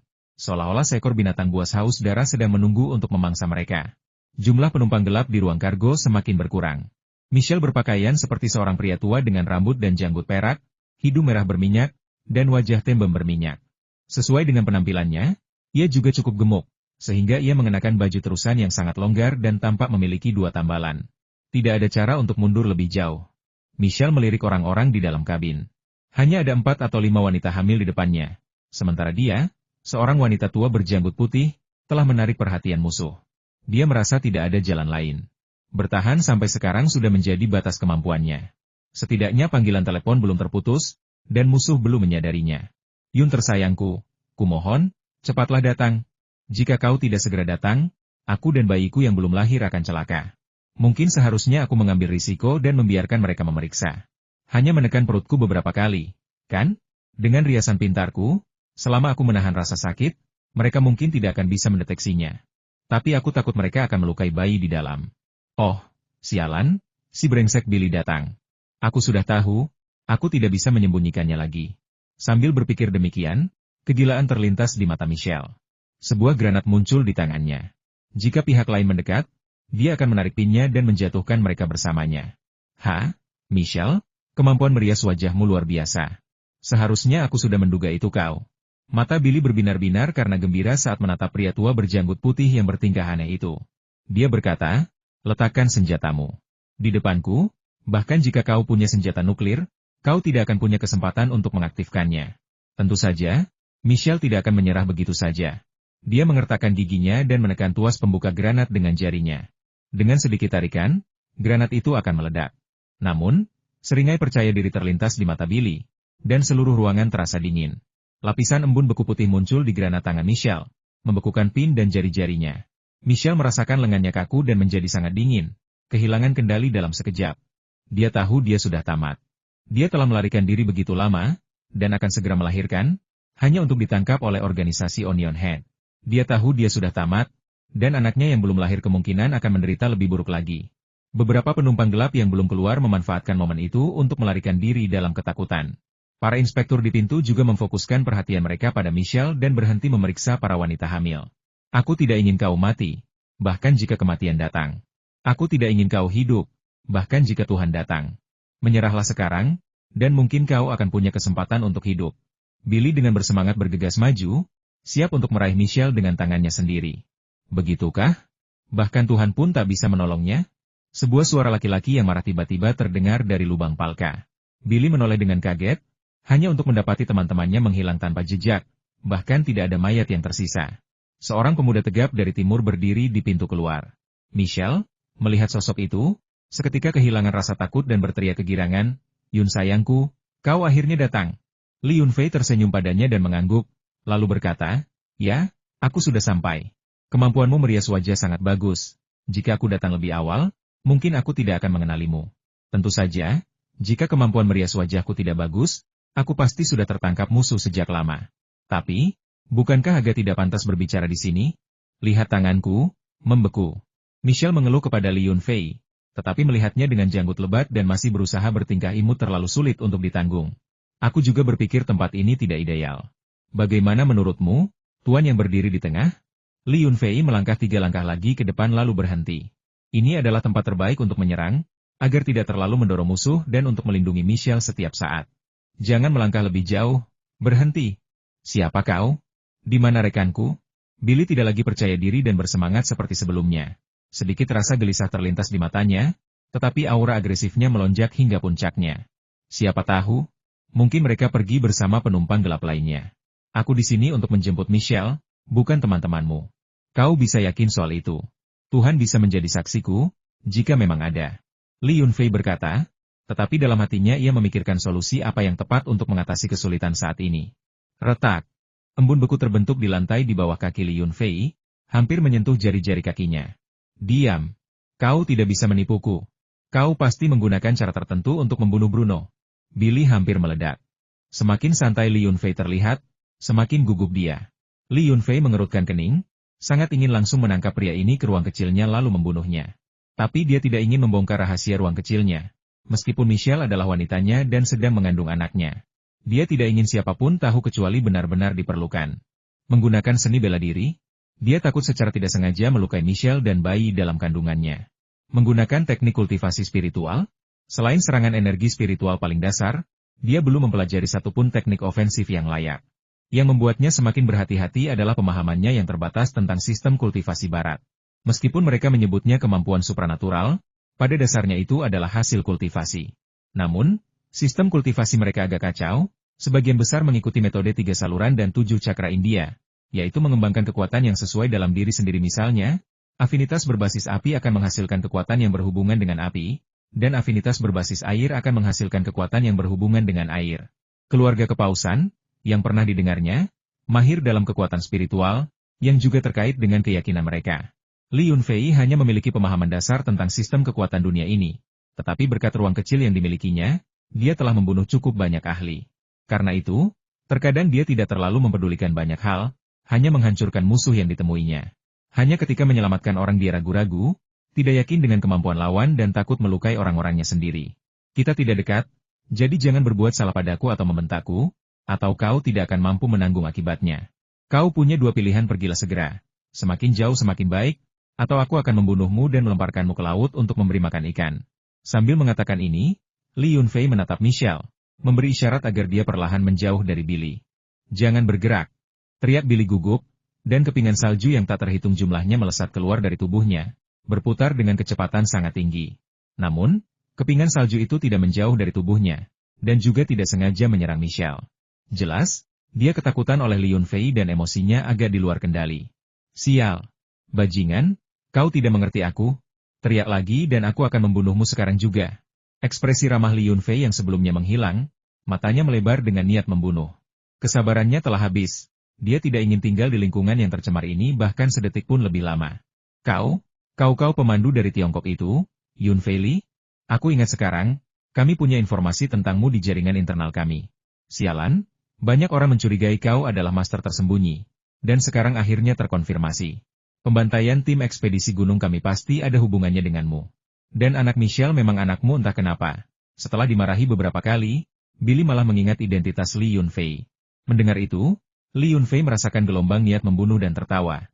Hehe, jadi asosiasi kepala bawangmu tidak yakin dengan kemampuanku. Kalau begitu, maaf, aku tidak bisa membiarkanmu pergi. Mati. Sebelum Li Yunfei selesai berbicara, darah dan kinya melonjak, seluruh tubuhnya dipenuhi energi sejati. Dan dengan sedikit jeda di kakinya, dia melesat seperti bola meriam. Pada saat yang sama, Billy juga bergerak karena terkejut, dan lebih dari selusin duri es muncul begitu saja, berdesi saat melesat ke arah Li Yunfei. Hancurkan! Li Yunfei meraung, melayangkan pukulan yang menembus pecahan es dan langsung mengenai Billy. Dia mengangkat tinjunya, tetapi sebelum dia bisa melayangkannya, dia merasakan kakinya tergelincir. Aura dingin menarik pergelangan kakinya, hampir membuatnya jatuh. Serangannya pun dinetralisir. Puluhan kepingan salju, seperti bilah pisau, melesat ke arah mata, leher, dan arteri paha Li Yunfei tanpa memberinya waktu untuk menarik napas. Tepat ketika kepingan salju hendak menyentuh mata Li Yunfei, lapisan zat transparan dan kenyal, seperti riak air, menghalanginya, mencegahnya menembus dan tidak membahayakannya sama sekali. Li Yunfei mencibir dalam hati. Darah dan ki seorang seniman bela diri yang kuat dilepaskan keluar, dan ki sejati mereka menutupi tubuh mereka. Bagaimana mungkin seranganmu bisa melukai mereka? Billy ketakutan dan, saat mundur, melemparkan semua kepingan salju yang tersisa di sekitarnya ke arah Li Yunfei. Sayangnya, ia sudah ditakdirkan untuk kalah ketika terlibat dalam pertarungan jarak dekat dengan seorang ahli bela diri yang memiliki fisik sangat kuat. Ia mengerahkan seluruh kekuatannya untuk menembakkan kepingan salju, yang hanya menyebabkan energi darah Li Yunfei berfluktuasi. Tetapi kekuatan itu tidak cukup untuk menembus lapisan energi sejati pelindung di tubuhnya. Dalam pertarungan antar master, kemenangan atau kekalahan dapat ditentukan dalam sekejap. Li Yunfei menenangkan diri, melangkah maju satu langkah, menyusul Billy, dan melayangkan pukulan sekuat tenaga yang, dengan suara desingan mengerikan, mengenai dada Billy. Dengan bunyi gedebuk yang teredam, Billy mengeluarkan erangan saat sebuah lubang besar terbentuk di dadanya. Dia hanya mundur 2 atau 3 langkah, lalu menatap kosong ke dadanya. Satu gerakan itu saja sudah menguras seluruh kekuatannya. Dia tidak merasakan sakit, darah menetes dari hidungnya, jatuh ke geladak dan memercik membentuk bunga-bunga kecil yang indah. Darah itu tampak hitam baginya, lantainya putih, dan kemudian seluruh dunianya membeku dalam warna itu hingga kegelapan total dan kesadarannya memudar. Billy terbaring di sana, kepala tertunduk, tergeletak di atas darah yang menetes dari hidungnya, seperti gumpalan lumpur. Salju yang ia lepaskan telah mencair menjadi air. Jika bukan karena bekas yang tertinggal di lambung logam, tidak seorang pun akan percaya bahwa pertempuran sengit baru saja terjadi. Dengan perutnya yang membesar karena hamil, Miss Ware menerjang ke pelukan Li Yunfei. Sayang, aku tahu kau yang terbaik. Serangan kepingan salju paling andalan Billy pun tak bisa mengenaimu. Seolah-olah kau mengenakan pakaian pelindung. Luar biasa. Sambil berbicara, Michelle, yang sangat terpengaruh oleh film-film blockbuster barat, dengan lembut mencium sang tokoh utama. Sayang sekali untuk Li Yunfei, pria tua aneh berjanggut lebat dan berhidung merah itu. Tolong jangan melakukan hal-hal gegabah. Li Yunfei tidak bisa menolak, jadi dia berkata, ayo kita cepat pergi dari sini. Aku tidak ingin dikelilingi polisi Hong Kong. Bagaimana mungkin aku bisa bersemangat untuk berciuman mesra di lingkungan seperti ini? Sayang, memang selalu digambarkan seperti itu di film. Apa kamu tidak menonton film-film blockbuster Hollywood? Michelle ditarik oleh tangan Li Yunfei dan berjalan cepat menuju pintu keluar. Lihat, tapi setiap kali aku melihat adegan serupa, aku pikir itu benar-benar bodoh. Bagaimana jika penjahatnya belum benar-benar mati, dan dia menembak mereka saat mereka berciuman mesra? Jangan bilang ini tidak akan terjadi. Banyak pemeran utama pria dalam film Hong Kong telah mati dalam situasi ini. Saat Li Yunfei berbicara, di sudut pintu keluar, Dia tidak lupa menggunakan kekuatan ruang kecil untuk memasukkan tubuh Billy ke dalam ruang kecil tersebut. Michelle bingung dengan ucapannya. Setelah berpikir lama, dia mengatakan bahwa dia belum pernah menonton banyak film buatan Hong Kong. Namun, saat itu dia sudah turun dari kapal dan tidak memperhatikan para penyelundup yang pingsan atau mayat-mayat yang hilang di dalam palka. Li Yunfei, sambil menggenggam tangan Michelle, kembali ke Rolls-Royce Phantom. Sopirnya, melihat tingkah laku mereka yang mesra, bergidik. Apa yang sedang terjadi? Bahkan orang gay pun seharusnya menemukan seseorang yang mereka sukai, kan? Ia merasa ngeri dengan selera Li Yunfei yang tidak biasa, dan berpikir, selera ahli ini benar-benar unik. Kembali ke penginapan kita, perintah Li Yunfei, hanya menghela napas panjang saat mobil meninggalkan dermaga. Pertarungan barusan, meskipun hanya berlangsung beberapa puluh detik, sangat melelahkan, membuat tubuhnya terasa benar-benar lemas. Jika dia tidak bisa mengalahkan Billy segera, dia harus menggunakan kekuatan ruang kecilnya. Michelle tetap diam di dalam mobil, jelas tidak ingin memperlihatkan dirinya. Justru sifatnya yang berhati-hati itulah yang memungkinkannya tetap bersembunyi hingga hari ini, meskipun organisasi Onion yang kuat sedang melakukan pencarian. Kembali ke villa, Li Yunfei membawa Michelle ke kamar tidur dan memerintahkan para pelayan di luar untuk tidak mengganggu istirahatnya keesokan harinya. Para pelayan dan pengawal di luar tercengang, tidak tahan melihat pemandangan aneh itu. Mereka menanggapi dan kembali ke kamar mereka dengan ekspresi aneh. Di kamar tidur, Michelle mengungkapkan penampilan aslinya. Keterampilan merias wajahnya setara dengan para ahli penyamaran legendaris. Setelah diselidiki, diketahui bahwa seni penyamaran, yang diwariskan dari kakeknya, berasal dari Tiongkok dan telah mengalami penelitian dan penyempurnaan lebih lanjut olehnya, menghasilkan perkembangan dan variasi baru.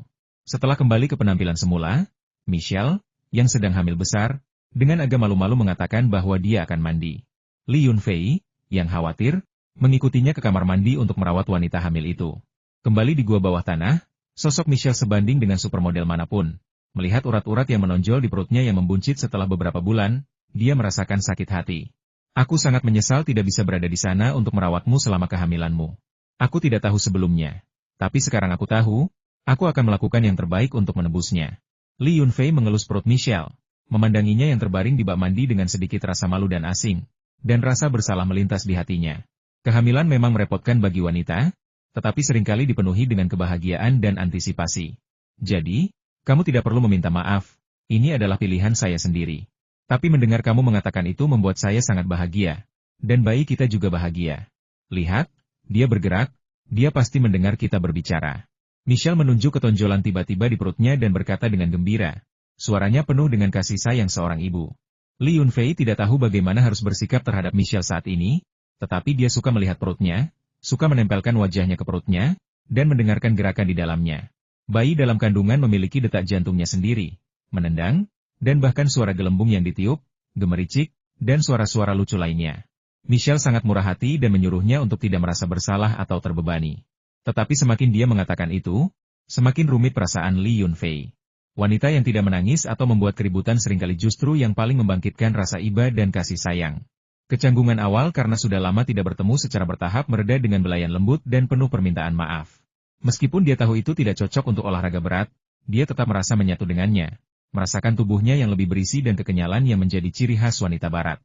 Di puncak kegembiraannya, ASI bahkan meluap, menandakan bahwa tanggal kelahirannya sudah dekat. Sebelum para pelayan bangun, Li Yunfei sudah pergi ke dapur dan menyiapkan sarapan mewah untuk istrinya sarapan di mana semua bahannya memenuhi ruangan. Ada belut rebus, potongan belut tumis, telur orak-arik dengan tomat, dan bunga rapeset tumis. Khawatir istrinya mungkin tidak menyukai mie asam pedas, ia secara khusus membuat beberapa bakso daging sapi sebagai hidangan utama. Ketika Michelle terbangun, Li Yunfei telah menyiapkan sarapan mewah di depannya.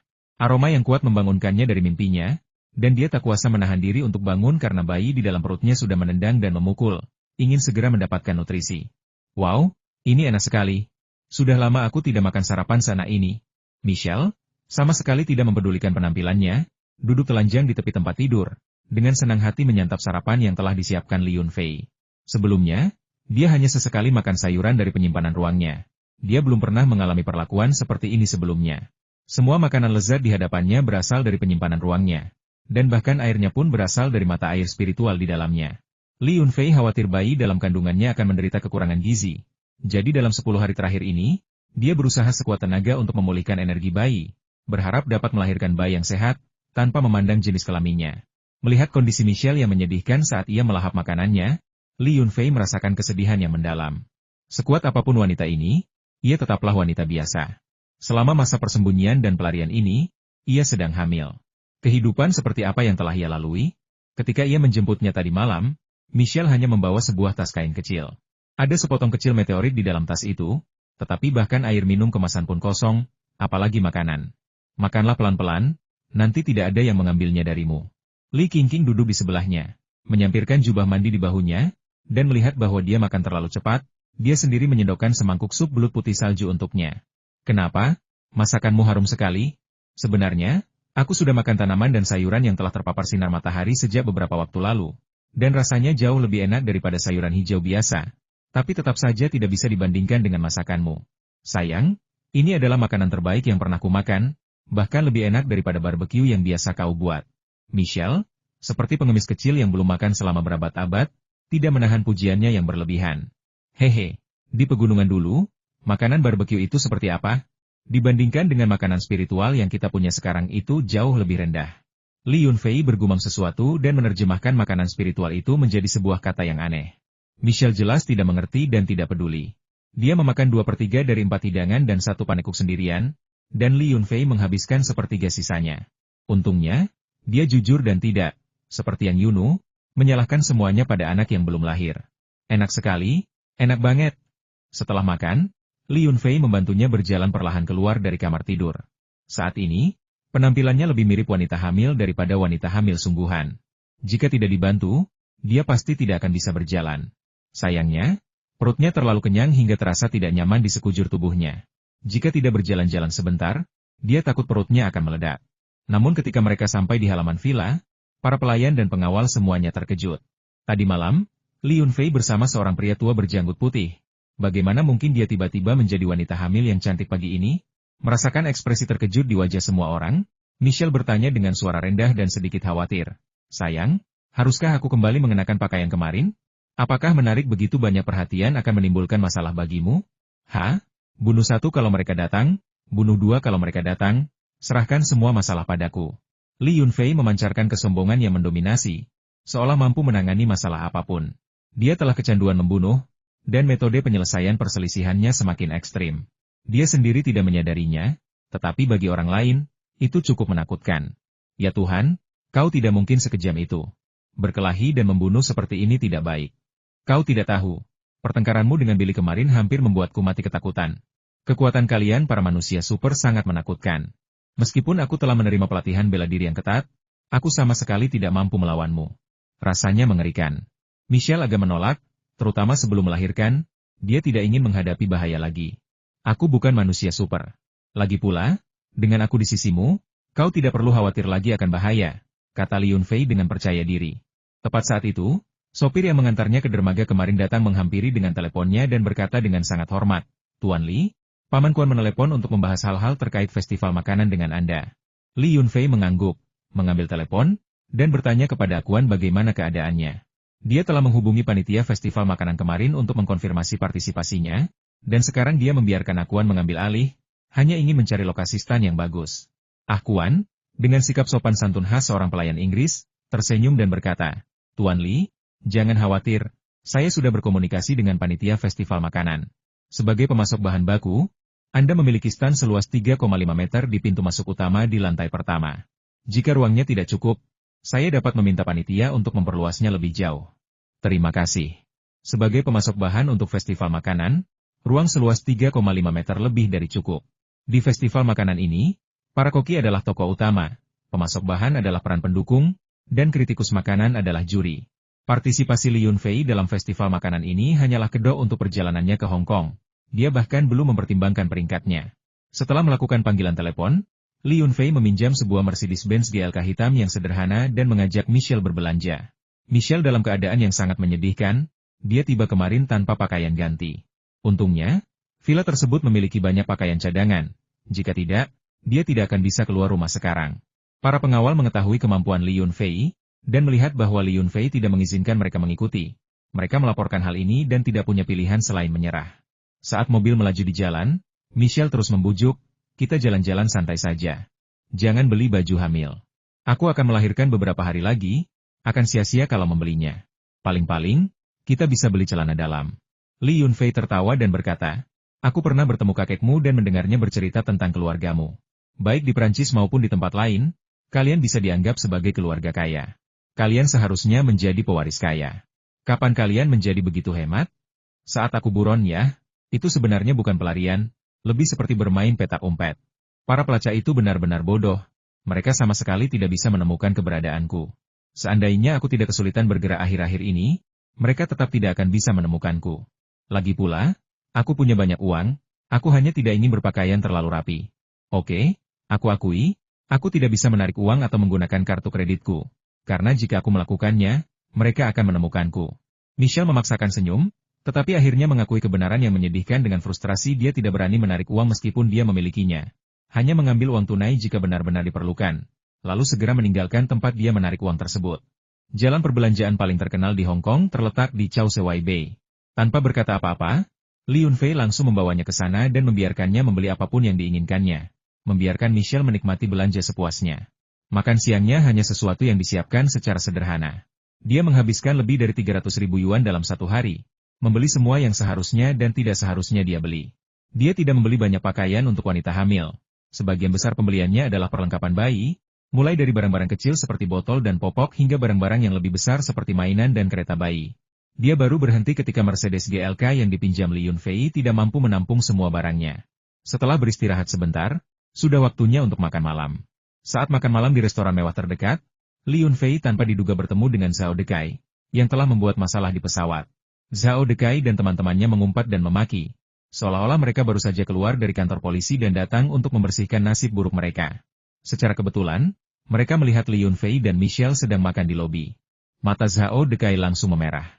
Keluarganya telah menghabiskan banyak uang dan menggunakan banyak koneksi untuk membebaskannya dengan jaminan.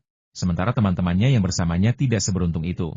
Beberapa dari mereka memiliki kasus yang menimpa mereka dan langsung dipenjara, dilaporkan menghadapi hukuman penjara beberapa tahun. Dia percaya bahwa semua ini disebabkan oleh Li Yunfei, dan bahwa orang desa ini hanya beruntung. Jika tidak, bagaimana mungkin polisi bandara datang begitu mudah dan bahkan membelanya? Haha, kau tahu apa? Aku baru saja keluar dari penjara dan bertemu denganmu. Bukankah itu berkah dari surga? Zhao Dekai berdiri di depan meja Li Yunfei dengan ekspresi kesal di wajahnya, berharap seseorang bisa membunuhnya saat itu juga. Bagi Li Yunfei, pria ini hanyalah seekor lalat hijau besar, yang sangat menyebalkan. Dia bisa dengan mudah membunuhnya dengan cara memukulnya, tetapi dia takut tangannya kotor. Namun, karena dia benar-benar sedang mencari kematian, dia tidak keberatan mencari pemukul lalat dan membunuhnya dengan cara itu. Ini adalah hotel bintang 5 dengan pemandangan indah, dan semua pelanggannya adalah orang-orang kelas atas. Kami sedang menikmati makan malam sambil mendengarkan musik piano yang elegan dan mengagumi pemandangan malam Hong Kong ketika tiba-tiba terdengar teriakan melengking, yang jelas-jelas mengganggu suasana.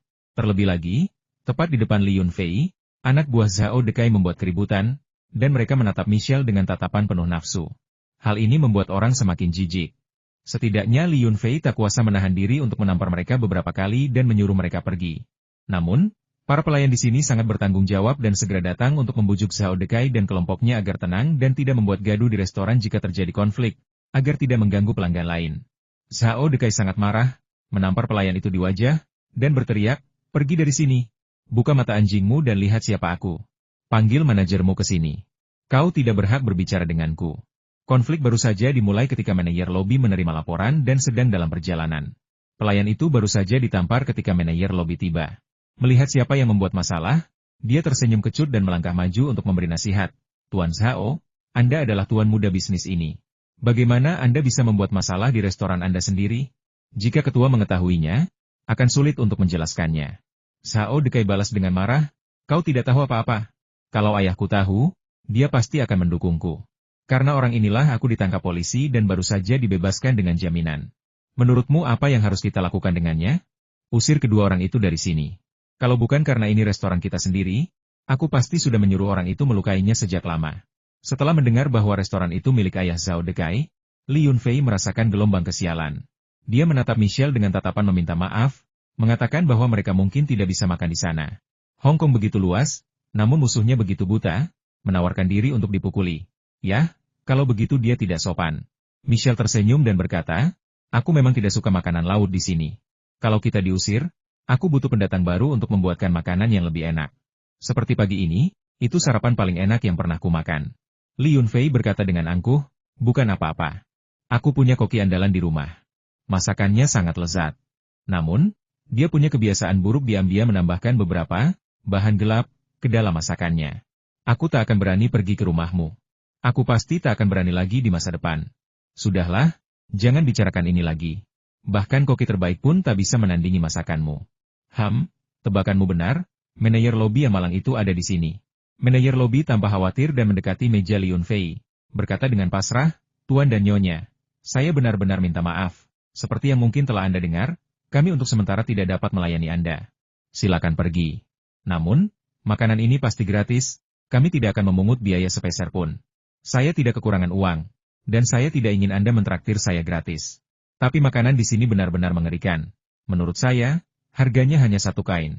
Jadi, terimalah ini. Setelah mengatakan itu, Li Yunfei mengeluarkan koin 1 yuan dari sakunya. Dengan santai menunjuknya, dan koin itu jatuh ke saku kemeja manajer lobi.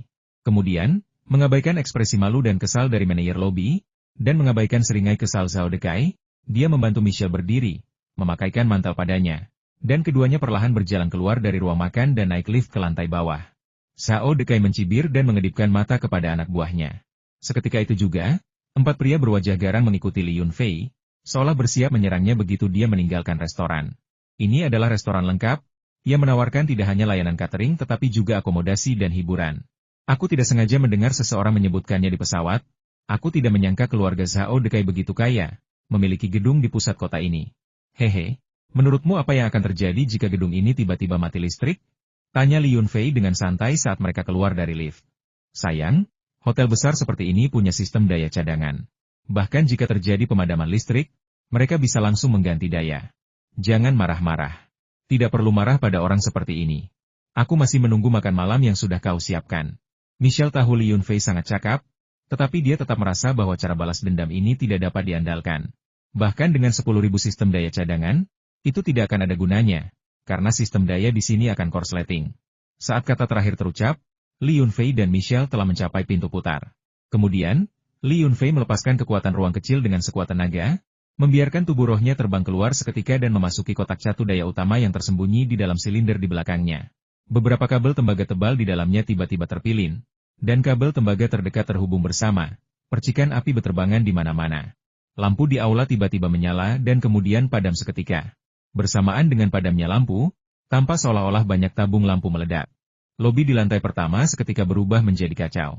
Saat itu, Li Yunfei dan Michelle berjalan keluar pintu, hampir tidak dapat mendengar teriakan di belakang mereka. Sistem catu daya di lantai atas dikelola secara bertahap.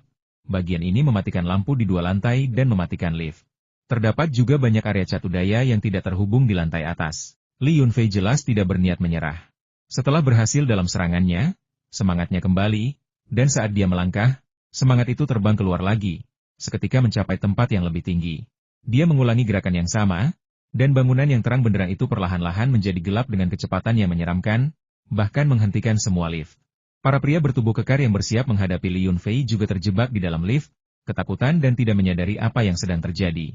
Li Yunfei, yang tampaknya hanya seorang pejalan kaki yang tidak bersalah, ikut bergabung dengan para pejalan kaki lainnya yang mendongak dan berseru kaget.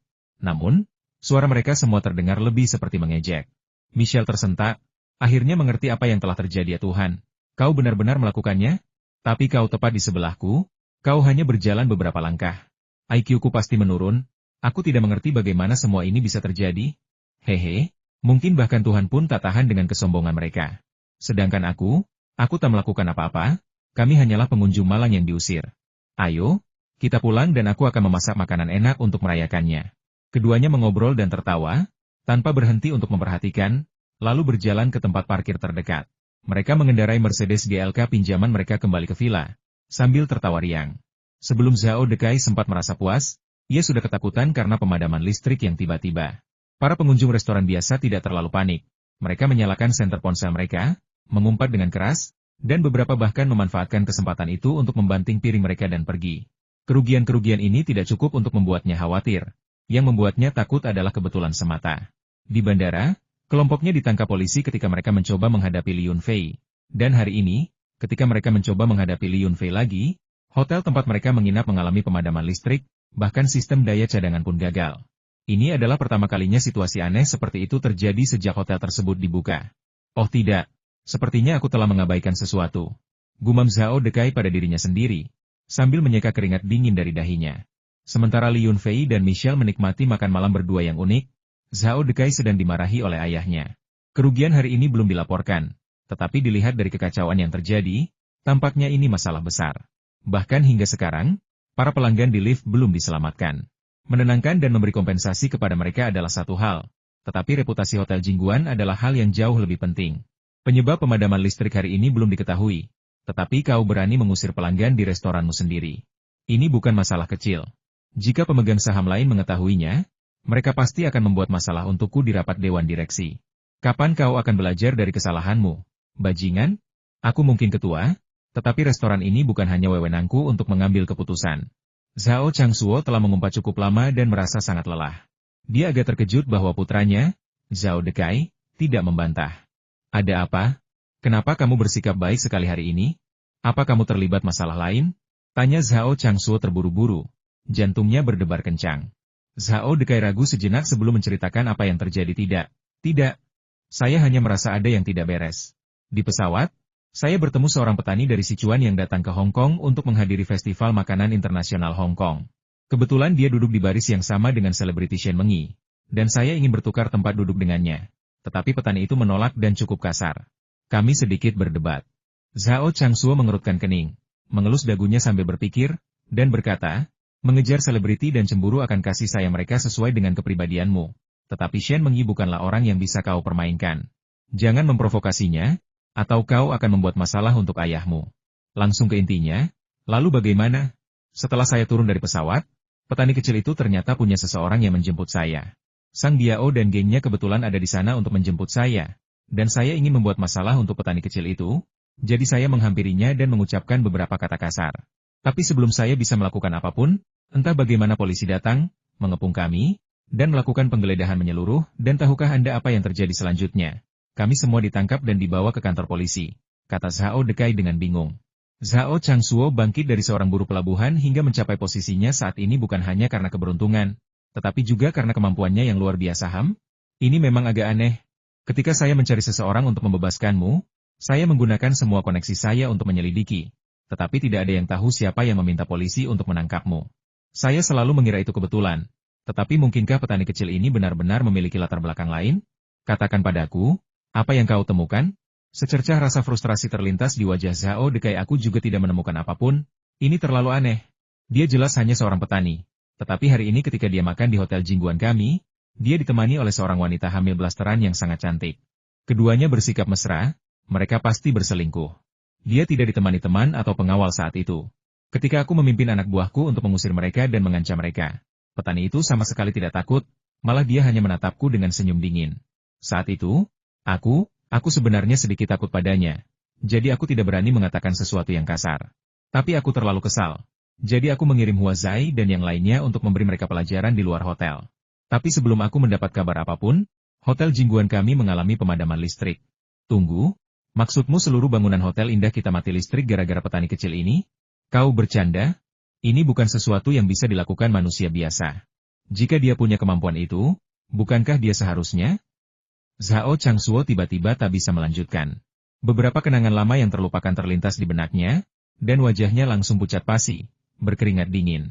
Zhao Dekai bahkan lebih gugup daripada ayahnya, dan berseru, "Ayah, apa yang ayah katakan saat mabuk, orang-orang itu, mungkinkah itu benar? Apakah ayah benar-benar pernah melihat makhluk abadi di pegunungan Sichuan?" Zhao Changsuo mengingat dengan rasa takut dan gelisah. Itu bukan dewa, hanya seorang kultivator. Kudengar dia bisa membunuh tanpa meninggalkan jejak. Paman keduamu hanya bersikap sinis, mengatakan sesuatu yang sembrono kepada seorang wanita muda yang bertarung di pegunungan, mengatakan betapa cantiknya dia, dan bahwa akan sepadan dengan kematiannya jika dia bisa tidur dengannya selama 1 malam. Wanita itu hanya mendengus, dan paman keduamu mati berdarah dari ke-7 lubang tubuhnya. Bayangan penderitaannya sebelum kematian masih menghantui mimpi burukku. Jadi, jika kita benar-benar menyinggung tokoh yang begitu kuat, kita harus mengerahkan segala upaya untuk memohon pengampunannya. Hah? Dia terbunuh hanya karena kalimat itu. Itu sungguh tidak menghargai nyawa manusia. Aku hampir mengutuk petani itu tanpa alasan, dan dia masih hidup dan sehat. Apakah kita terlalu meremehkan petani itu? Seru Zhao Dekai dengan terkejut. Zhao Changsuo mendengus dingin dan memarahi. Itu karena terlalu banyak orang di bandara dan restoran. Jika kau berada di tempat yang sepi atau jarang penduduknya, kau pasti sudah mati. Tidak apa-apa, benar atau tidak, demi ketenangan pikiran, kita perlu menyelidiki masalah ini secara menyeluruh. Ngomong-ngomong, siapa nama petani itu? Aku perlu tahu di mana stand dagangannya di festival makanan.